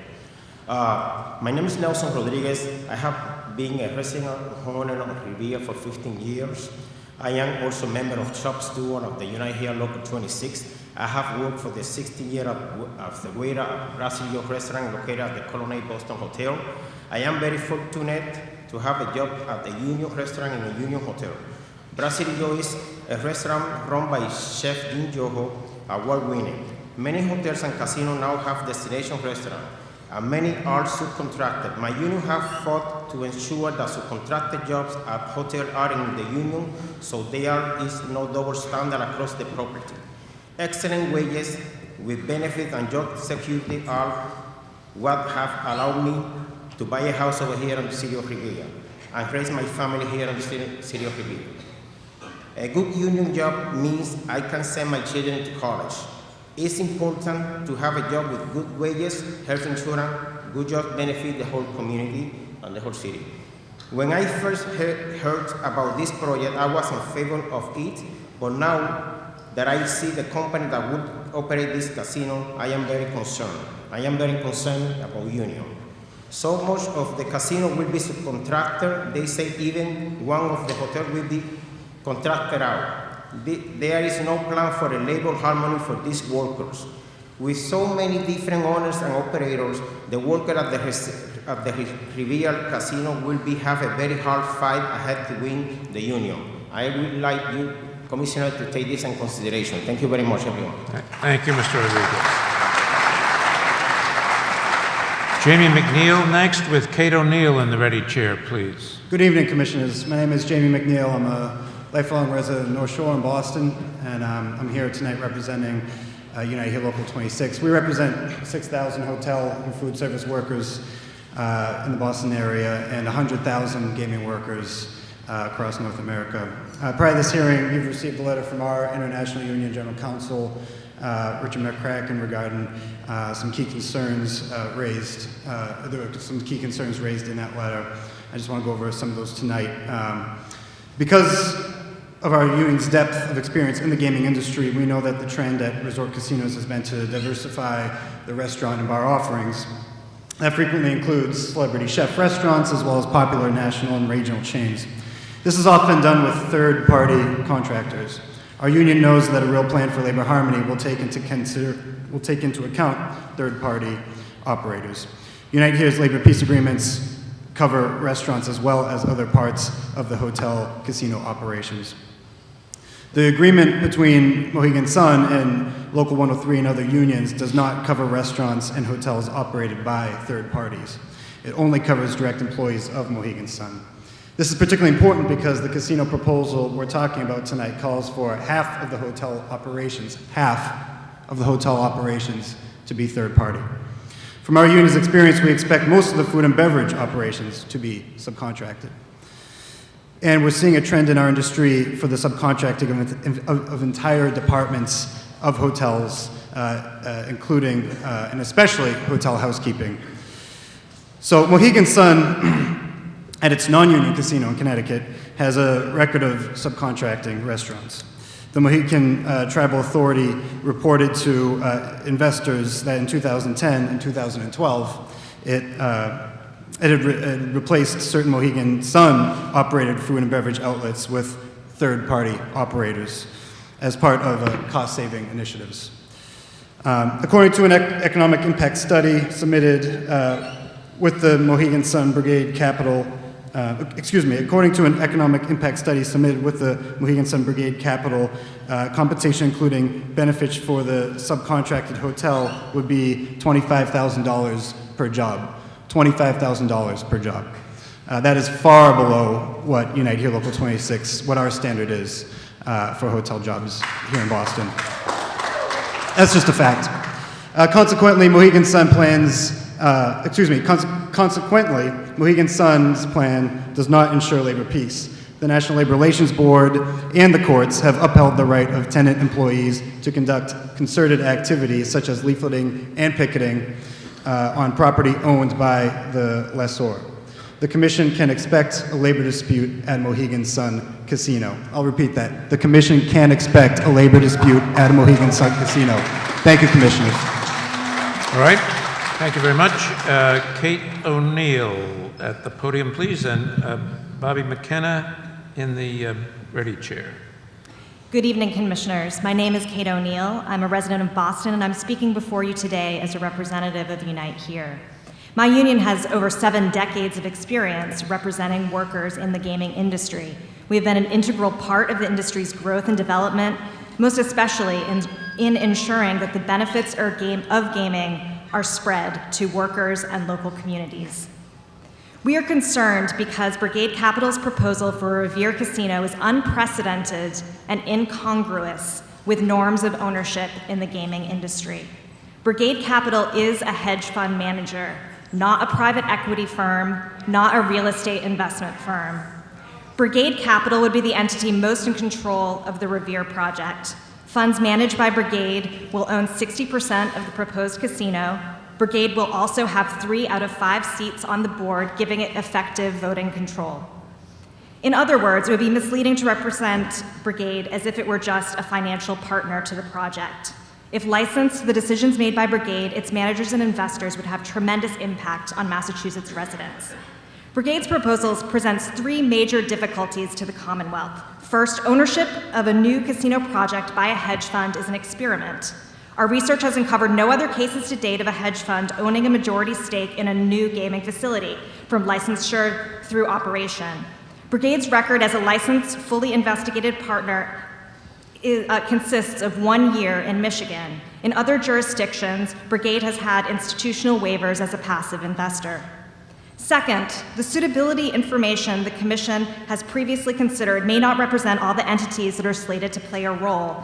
The suitability investigation presented back in October focused on the principles of Brigade Capital management. However, Brigade Capital will not have an ownership interest in the ultimate Category 1 license applicant. Brigade-related entities that may have a role in the project have not yet been reviewed. For instance, the lease agreement that was recently made public identified Brigade Leveraged Capital Structures Fund, a Cayman Island-based hedge fund, as the equity guarantor. However, the specific funds, and therefore the actual owners, may not be identified until after licensure and have not undergone suitability. Brigade's limited partners are large institutional investors, including public pension funds, sovereign wealth funds, endowments, and high net worth individuals. It is not clear whether Brigade has obtained their permission, their limited partners' permission, to invest in a casino.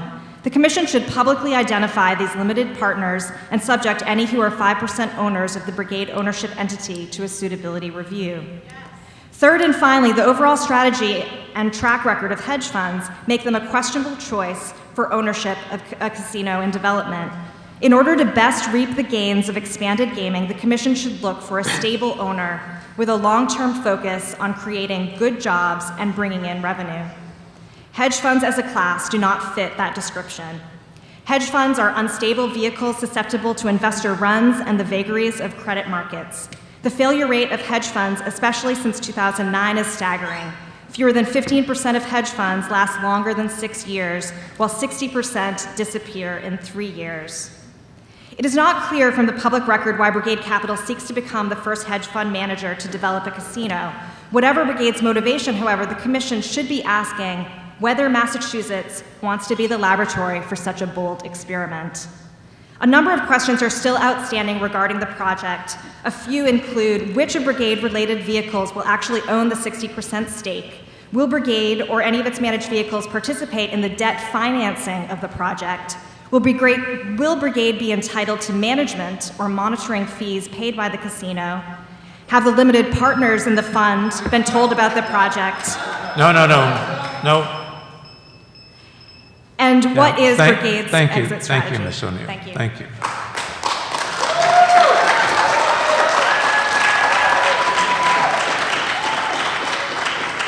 Bobby McKenna with Matt Luberto to the ready chair, please. Good evening.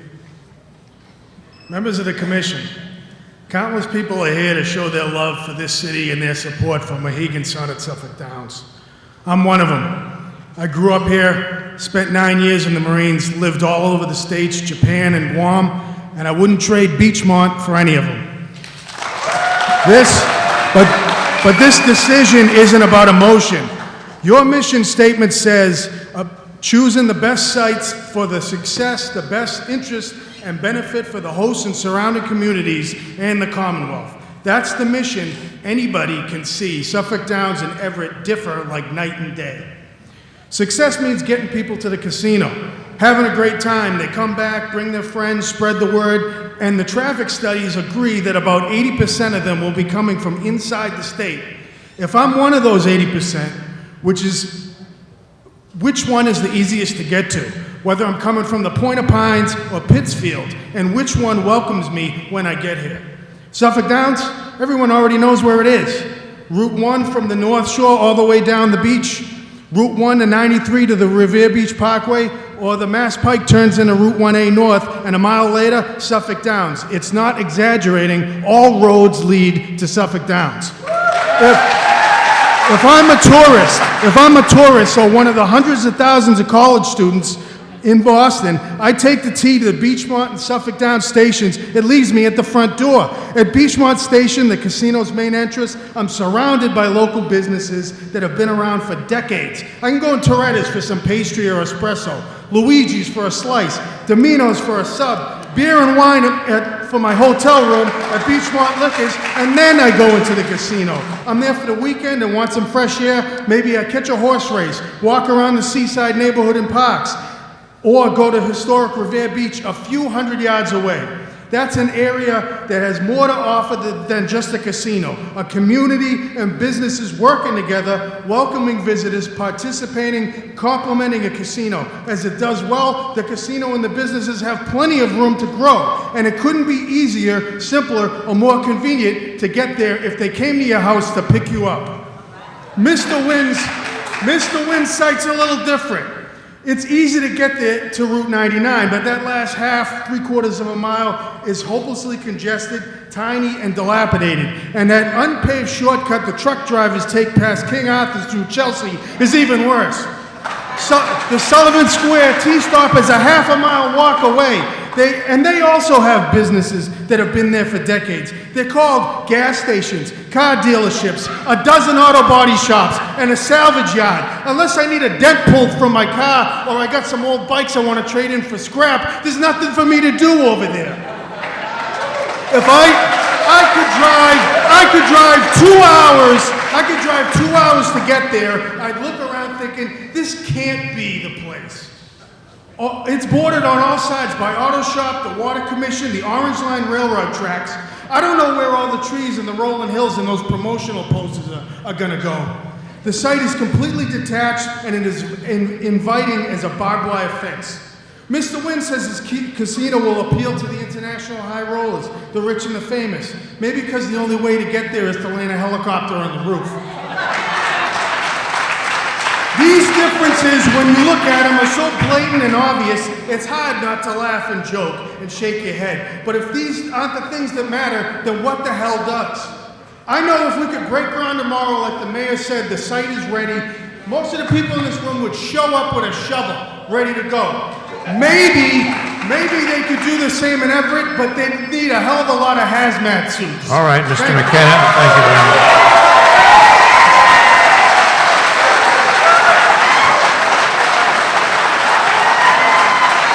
All right, I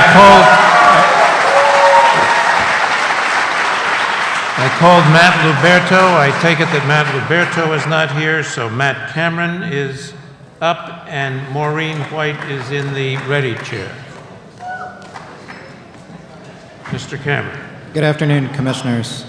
On December 31st, and I believe actually earlier, but I'm going to go with December 31st of 2013, this Commission received a lease agreement between Mohegan Sun and Suffolk Downs. That lease agreement was deemed classified at that point, and we still don't know why. We still haven't been provided with a convincing answer. That agreement was released to the public after this Commission had made a decision.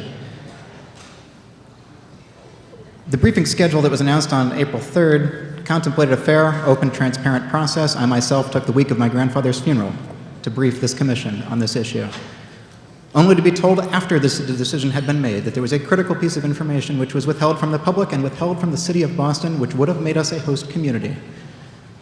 Commissioner McHugh and other commissioners, will you deny today that the Commission advised Suffolk Downs on April 28th on how to disenfranchise the City of Boston to ensure that this was the only host community meeting that we would be holding?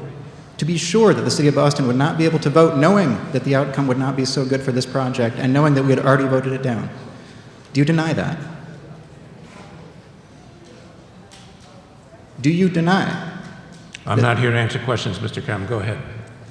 This meeting has been scheduled. We're here to listen tonight, Mr. Cameron, and you go ahead and say whatever you have to say. Statutorily, and actually on the terms of this agenda, it's been scheduled for questions from the Commission to the applicant and from the members of the public to whomever is listening. And I was hoping that... Go ahead and say what you have to say, Mr. Cameron. I have said it, and I am continuing to say it. I was just hoping for answers from this Commission on the record because I'm deeply disappointed by the way this has gone, every single step of this process. I know that we've made that clear, and I know this isn't the place to make that point, but I'm going to continue to make it. And I hope that this process, everything that has happened, especially throughout the briefing schedule of April 3rd, in which we were promised that we would have an opportunity to present to the Commission and that all arguments would be heard, that all evidence would be looked at, while the Commission was knowingly holding on to what it said in its decision of May 15th, was one defining thing. The fact that Suffolk Downs at any time would have the opportunity to relinquish control of its track to Mohegan Sun, to its tenant, force that track to be taken over by the casino, a point which has not been mentioned tonight, and which was only removed from the lease at the request of the Commission on April 28th, when the Commission called to let Suffolk Downs know just before the hearing that this might be a problem and that Boston might end up having to vote, and nobody wants that. I've said it before and I'll say it again, that this process, right here in Revere, this process in East Boston, the vote that has been denied and rejected, and the process that's now going forward in Everett, despite the ridiculous connections in that city, will be Exhibit A and Exhibit B for the inevitable repeal of the casino law in November, which has been approved by the Supreme Judicial Court today.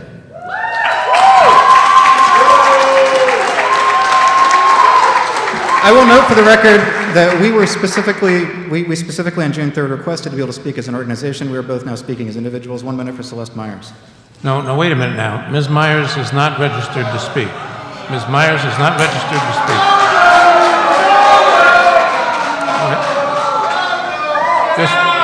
Just a minute. Just a minute. With all due respect, Just a minute. Just a minute, please. Just a minute. We began this process clearly and unequivocally with a request that people sign up, as many people in this room have done. Mr. Cameron did that. Mr. Cameron has spoken. Ms. Myers did not sign up. I have 2 points to make that will take all of 5 seconds. Wait a second. You need to know, this is based on protocol. This is not my comments, this is based on protocol. I'll be making both emails public in which we made both requests. It has been standard protocol that Matt Cameron, as our counsel, has registered on behalf of No Lease to Casino, and it was the president said this evening. precedent set this evening by the very first speaker that someone took somebody else's Ms. place. Meyer, So we're Ms. being Myers. blocked by the billionaires, by the politicians, No, wait a minute, and by wait a the minute, wait a gaming minute. industry. Audience, We're blocked. audience, stop. Thank you, thank you. All right. Thank you. All right.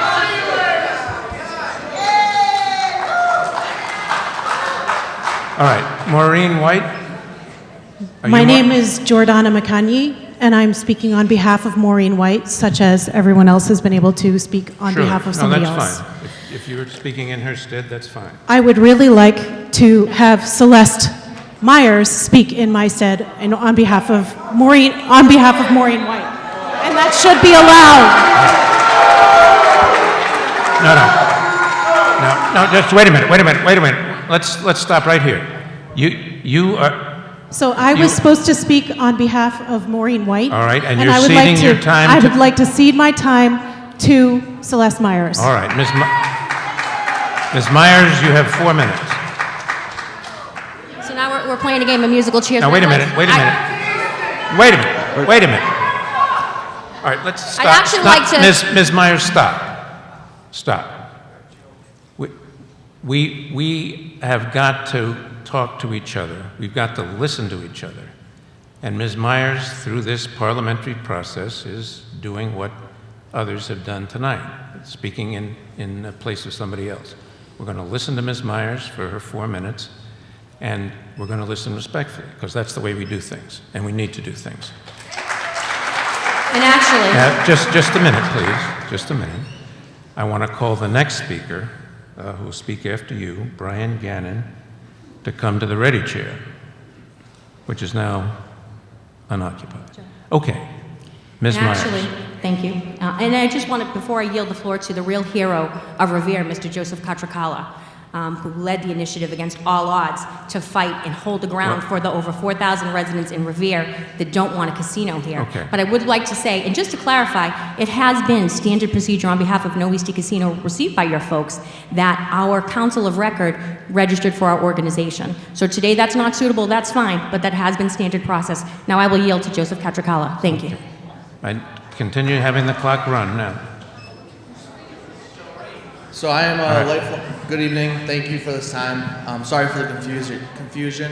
I'd like to thank everybody for the respect as I speak, and thank you for the opportunity to speak here. So I'm here as the co-chair of Don't Gamble on Revere. I represent a large population of Revere residents who don't want the casino to come to Revere. No, please. I said we're going to listen, and we're going to listen respectfully. Let's do it. So we're better than that. Go ahead. I have many personal reasons for this casino not to come to Revere. First of all, I'm a newly married man. I got married in October. I want to have a family and bring them up in the same Revere that I grew up in my whole life. And with the casino here, that will not be true. We'll have an influx of crime, poverty, drug use, suicide, and so many different social issues that will come here.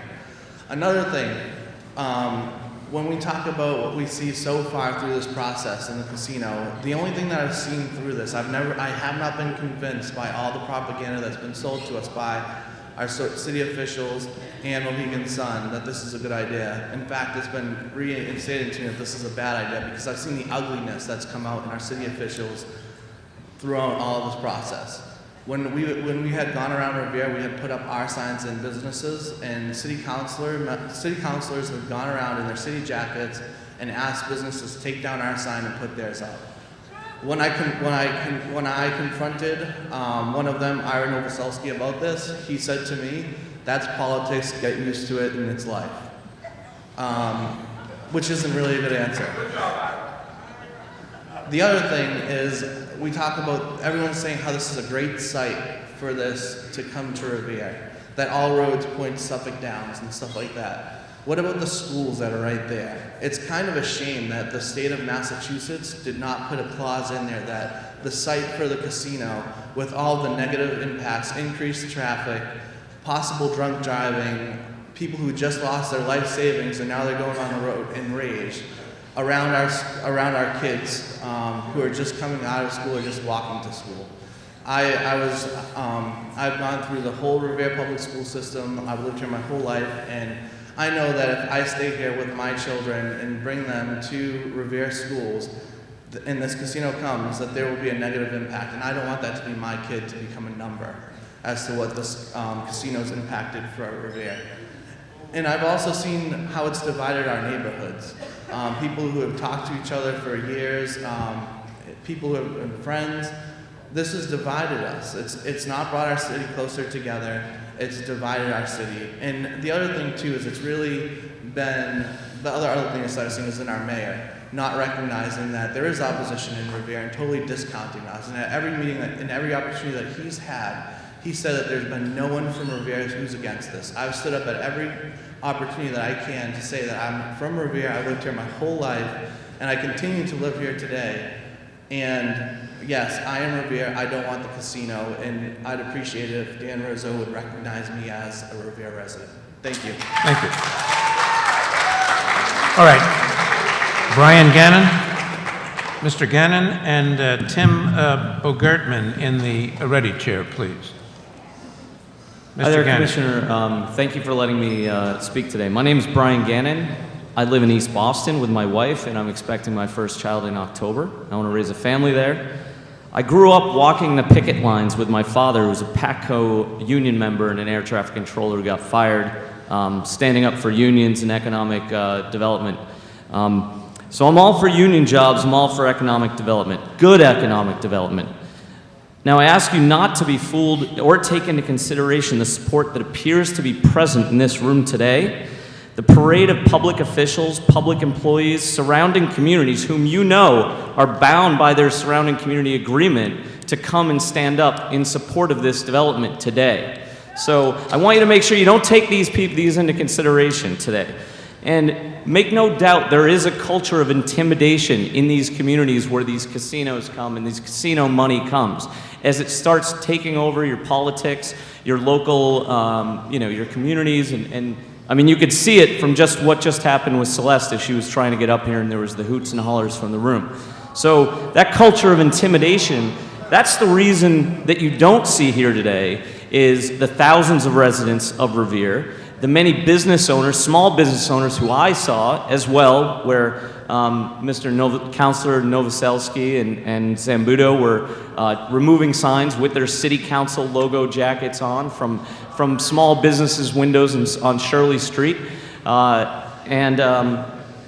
So this dissent from Winthrop officials that you don't see today, the business owners, the residents of Revere that you're not seeing today, it's a result of this intimidation. So this room is stacked against us and stacked against our voice, so please consider that when you're making your decision.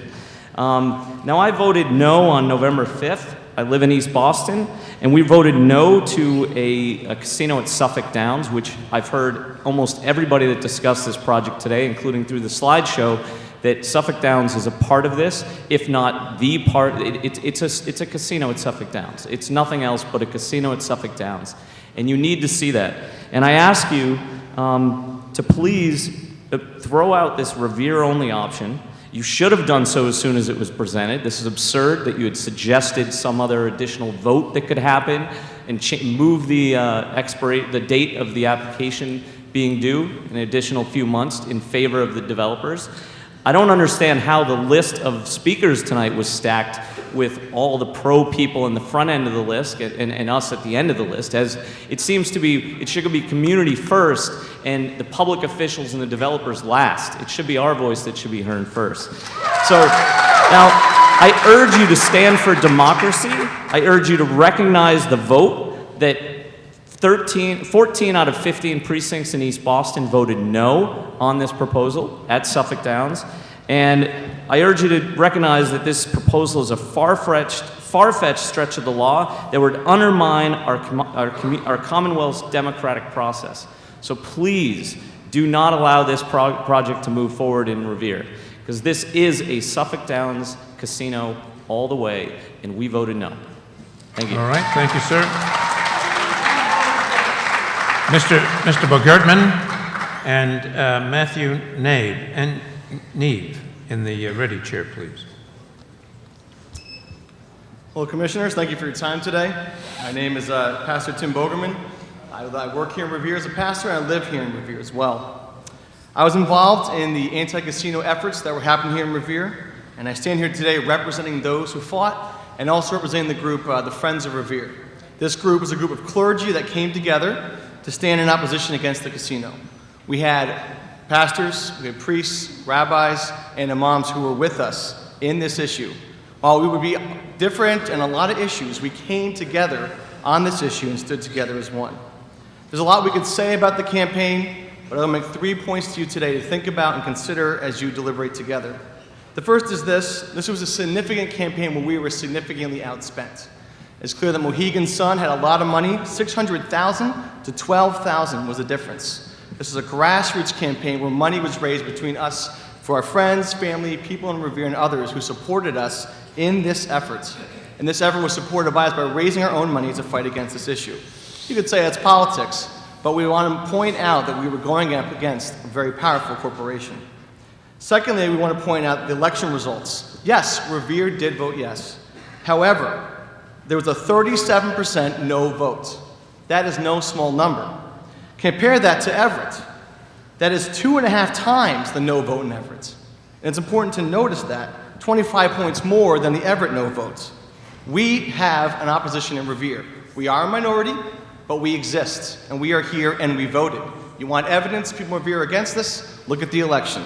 37% said no. Finally, to point out as well, I want to point out that we are a divided community. We're divided on this issue, and we experienced this throughout the campaign. There were many people we talked to, people I marched with, talked to, and cared about in this campaign that were against this issue. They were there, they exist, and they care about this, and they said no. We have been divided, and anyone who tells you otherwise is selling you something, because we disagree on this issue. We need to be reunited, and that cannot happen until this process is over. We stand against this for those of us who fought in this campaign. In closing, I'd like to point out this issue, that while we as clergy stood against the leadership in our city, we still do care about our leaders. We believe that Mayor Rizzo and others significantly, deeply do think they're doing the right thing on this issue. Don't believe they're trying to pull tricks. We think they really believe in this issue. But we also disagree with them on the issue itself. But in the long run, it's not them fully that we finally hold accountable. It is the leaders that brought this into the state. Those like Deval Patrick who care about liberals and is a liberal and cares about the poor, who brought this to us as an issue and had divided us. Where we put Revere against East Boston, Revere against Everett, Revere neighbors against each other. We should not be standing here arguing with each other, booing each other, yelling at each other. We should be caring about the issues in the city and coming together. And because of that issue, and because we care about that issue, and we love this city, and what we love this state, we therefore, and I therefore, say that we support the repeal efforts. And the only way to fight this is to repeal it out of the state. And I thank the SJC for putting this on the ballot, and we look forward to vote on it in November. Thank you very much. All right, Mr. Neve, is it? N-E-A-V-E? Neve? And then David Searles is next. In the ready chair, please. I'm Justin Pasquarello, and I'm speaking on behalf of Matt Neve. All right. Thank you, Commission, for the opportunity to speak this evening. I'm from the host community of East Boston, and we voted no on November 5th. I'm here today to talk about accountability. There was a famous incident in New York in the 1960s where a woman was killed and 35 people witnessed the killing and no one did anything about it. People blamed the callousness of New Yorkers, but psychologists later said the problem was diffuse responsibility. So I want to make it clear that every commissioner and every politician who is trying to foist this proposal on us is individually responsible if this happens. And I want to talk about that more specifically. Commissioner McHugh, if this should go forward, you are personally responsible when people in East Boston and other communities no longer vote because they see democracy as broken and because you willfully ignored a vote that they made. Chip Tuttle, when the track closes, as you have said it could happen in multiple statements, and you've put in writing that you would be willing to do to allow this casino to be built at Mohegan Sun, you will be responsible for having lied to the people of Revere and East Boston. Mayor Rizzo, when addiction increases in Revere and surrounding communities and crime increases, and let's make no mistake, the research tells us that that will happen, But when that has not been brought into the discussion, you will be responsible for not having brought that into the discussion. And the same is true for the politicians who failed to represent us in East Boston. Superintendent of schools here in Revere, regardless of what the mayor told you to do, when school dropouts increase, as has been proven to happen when casinos are built, you will be responsible for having testified that this was good for schools. Addictions counselors from Revere, when addictions increase, and we know that addictions double within 15 miles of a casino, that is proven by research, you will be responsible for having said that somehow building a casino would be good for addressing addictions in Revere and surrounding communities. Mr. Attess, when everyone gets less than promised because this is a ridiculously optimistic proposal that the Boston Globe has said is totally unrealistic in the revenue projections, and then you renegotiate and reduce the amount of money going to Revere and all surrounding communities because the host community agreement says it can be renegotiated at any time for any reason.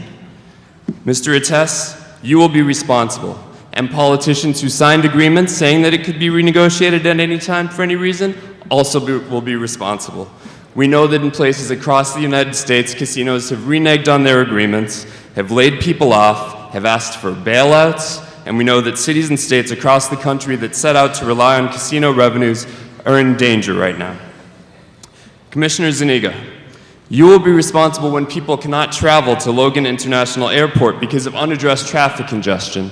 We know that independent studies say that $500 million in traffic improvements were needed on Route 1A before this was proposed. The proposal here is for 1/10 of that with an increase of 25,000 cars per day.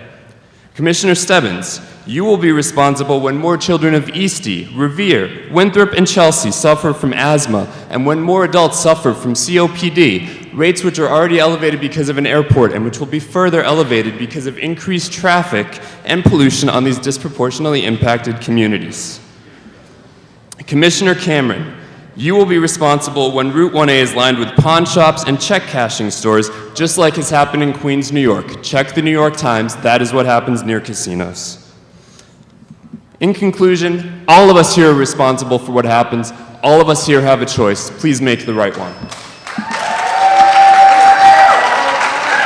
All right, Mr. Searles, with Mr. Helms in the ready chair, please. Mr. Helms in the ready chair.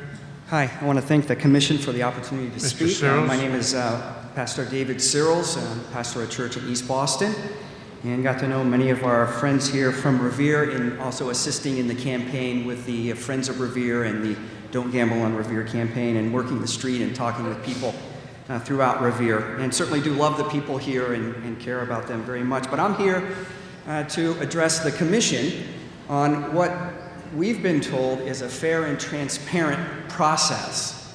And it may be my only chance to address the Commission, so I thank you for the opportunity to do that. I came prepared to ask a few questions, but I'm assuming by previous comments that you can't answer questions, but I'll pose it as a question and then go on if you're not able to answer it. I came a little late to the meeting, but my question is this a host community meeting for a casino at Suffolk Downs? Would that be a fair and accurate depiction of this meeting? That this is a host community meeting at Suffolk Downs? And it appears that that is in fact the case, because I hear a lot of people here, in fact, talking in favor of a casino at Suffolk Downs.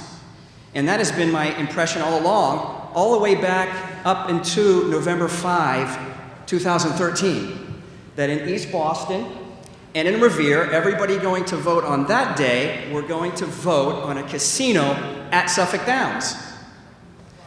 My friends in Revere have continually come up to the podium and said, we want this casino because it will help keep a track open at Suffolk Downs. And the reality is that that track is located primarily where? East Boston! Yes, that's right, East Boston. But then we're told that it's possible, once that vote has come in, and the understanding that both communities needed to pass that resolution, pass that vote, for it to proceed. But there was one community that voted for it, Revere, yes, but there was one community that voted against it, and that was the community of East Boston, who in fact were voting for the whole city of Boston. They were representing the city of Boston in that vote. Voted no. The assumption by all was that that would be the end of it. But somehow the project was allowed to go forward. I don't know how. I don't know why. And it seems that the evidence is still clear here tonight in this conversation, including the presentation we saw. I got here late, yes, but I got here in time to see the nice presentation at the beginning from the Mohegan Sun officials. Very nice visual presentation that included an image of the casino and the racetrack. So in my mind, and it seems clear in everybody's mind here, that we're still talking about a casino at a location called Suffolk Downs that is in 2 communities, and 1 community has already voted no. East Boston has already voted no on that proposal. We've heard that, Logan Airport is a place for people to come in. Logan Airport is located where? Again, Suffolk Downs will be able to continue racing, but where's the track located? Boston Tunnels will allow people to come to Suffolk Downs. Boston Tunnels. Boston Tunnels will allow these people to come. And so it seems to me very clear that this has always been about a casino at Suffolk Downs, and 1 community has already voted. It is the opportunity for this commission to make this, in fact, fair and transparent. Fair and transparent in supporting a community that has already voted against this proposal. If this commission chooses not to do that, I'm afraid that there will only be one way that this becomes transparent. That this commission has always intended for a casino to be at this location, in spite of what anybody says, in spite of any vote. All right. Thank you very much. Thank you.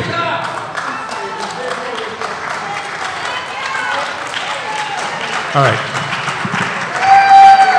Hello, Commissioners. Thank you. Mr. Helms? Yes, sir. And Robert Merowitz in the ready chair, please. Yes. Mr. Helms. Yes, thank you for letting me speak, ladies and gentlemen. My name is Mark Helms. I own several properties in Revere, both business and residential, and I have co-owned and operated a media company called Sound and Vision Media here in Revere for the past 26 years, and I currently live in Revere within 2 miles of Suffolk Downs in Beachmont. I've had the good fortune of working a great deal with our mayor, Dan Rizzo, for many years, who I've watched through him. I've watched Revere progress and transform tremendously under his leadership, tremendously. Dan is a hardworking and dedicated mayor, and I've seen a lot of mayors, and I'm proud to call him my friend, but I'm more proud of what he's done for our city. I also know Chip Tuttle, and I know he has the same dedication and hardworking mentality as our mayor, Dan Rizzo, and that's a fact. These people are doers, they're not just talkers. I've attended many events in Suffolk Downs over the years, and they all were well organized and enjoyable experience. I don't remember any negative things happening or any problems whatsoever. And I know a lot of this credit goes to Chip and his impressive team here at Suffolk Downs. I've recently met with Peter Schultz of Mohegan Sun, and naturally, I had a lot of questions for him to ask about the casino coming to Revere, which is a 5-minute drive from my house and of my office building. And believe me, as a businessman and as a resident of Revere, if I saw any problems whatsoever in this proposed casino, I would not be shy to share my opinion with anyone. However, I just do not see any downside at all here. What I do see is a great opportunity to restore Revere Beach and Suffolk Downs as real tourist and business destinations. When you break it all down, you have 3 great entities here. It's simple. Right here, close to Logan Airport, and accessible to everyone. You don't even need a car. You have the country's first public beach, a national historic landmark since 1895, which is the perfect 3-mile crescent beach. Under Dan's leadership, the city of Revere and the beach attractions have been getting bigger and drawing larger crowds every year since he's been our mayor. You have the iconic, legendary Suffolk Downs racetrack, whose history of great horse races like the Massachusetts Handicap goes back to the 1930s. Suffolk Downs has consistently proved to be the perfect host of other great events and concerts, like Aerosmith and even the Beatles back in 1966. I was very surprised and pleased that no one will suffer the consequences of a traffic problem in the area, because the folks at Mohegan Sun are going to absorb all of the costs of the traffic infrastructure in and around the casino. So that is so it's not a hindrance to the neighbors and the people who live here or the people in any other bordering communities. So in summation, as a local resident and as a businessman, I do not see any flaws or downsides to this great opportunity, and I welcome Mohegan Sun. And I've thought about this long and hard. This is a great opportunity for the city of Revere in new jobs, entertainment, and tax revenues for our evolving and growing city with a solid traffic solution, all expenses paid by Mohegan Sun. This is a win-win situation for Revere and a tremendous opportunity for Revere and New England without creating any traffic problems, which I think is great. Thank you. All right, Mr. Helms, thank you.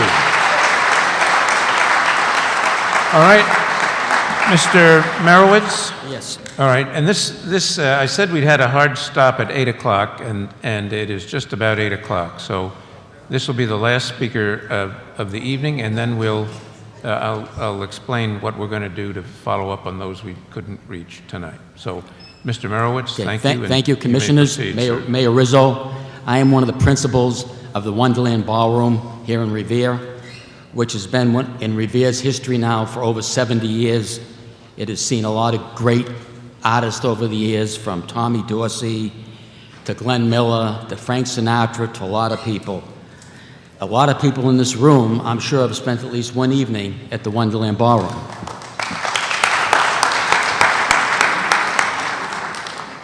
But the property is very tired. We've been working with the city of Revere for a couple of years now to redevelop the Wonderland site. And we've designed a 196-room hotel with a 175-car parking garage on that site. Coupled with all the work the MBTA has done in the Wonderland Station, it will be a real catalyst for the city. It will mean a lot of union construction jobs, 100 permanent jobs, a lot of tax revenue to the city, and revitalization in Revere is absolutely critical. Our project would be about a $30 million project, and Mohegan Sun would be the catalyst to new development and revitalization in the city of Revere. I know of a lot of projects which would like to get going, but they need a catalyst, and clearly that catalyst would be Mohegan Sun. So obviously, we're very much in favor of revitalization of the city and Mohegan Sun. Thank you very much. Thank you.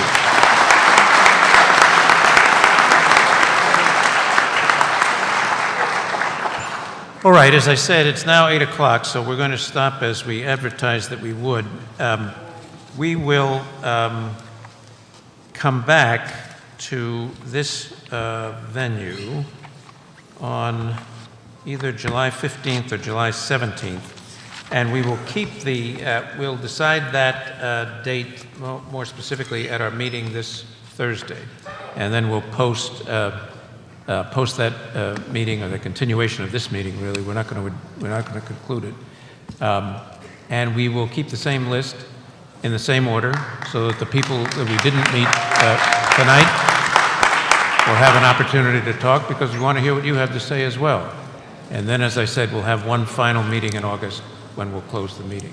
So thank you all very much for your participation, and we'll look forward to seeing you in July.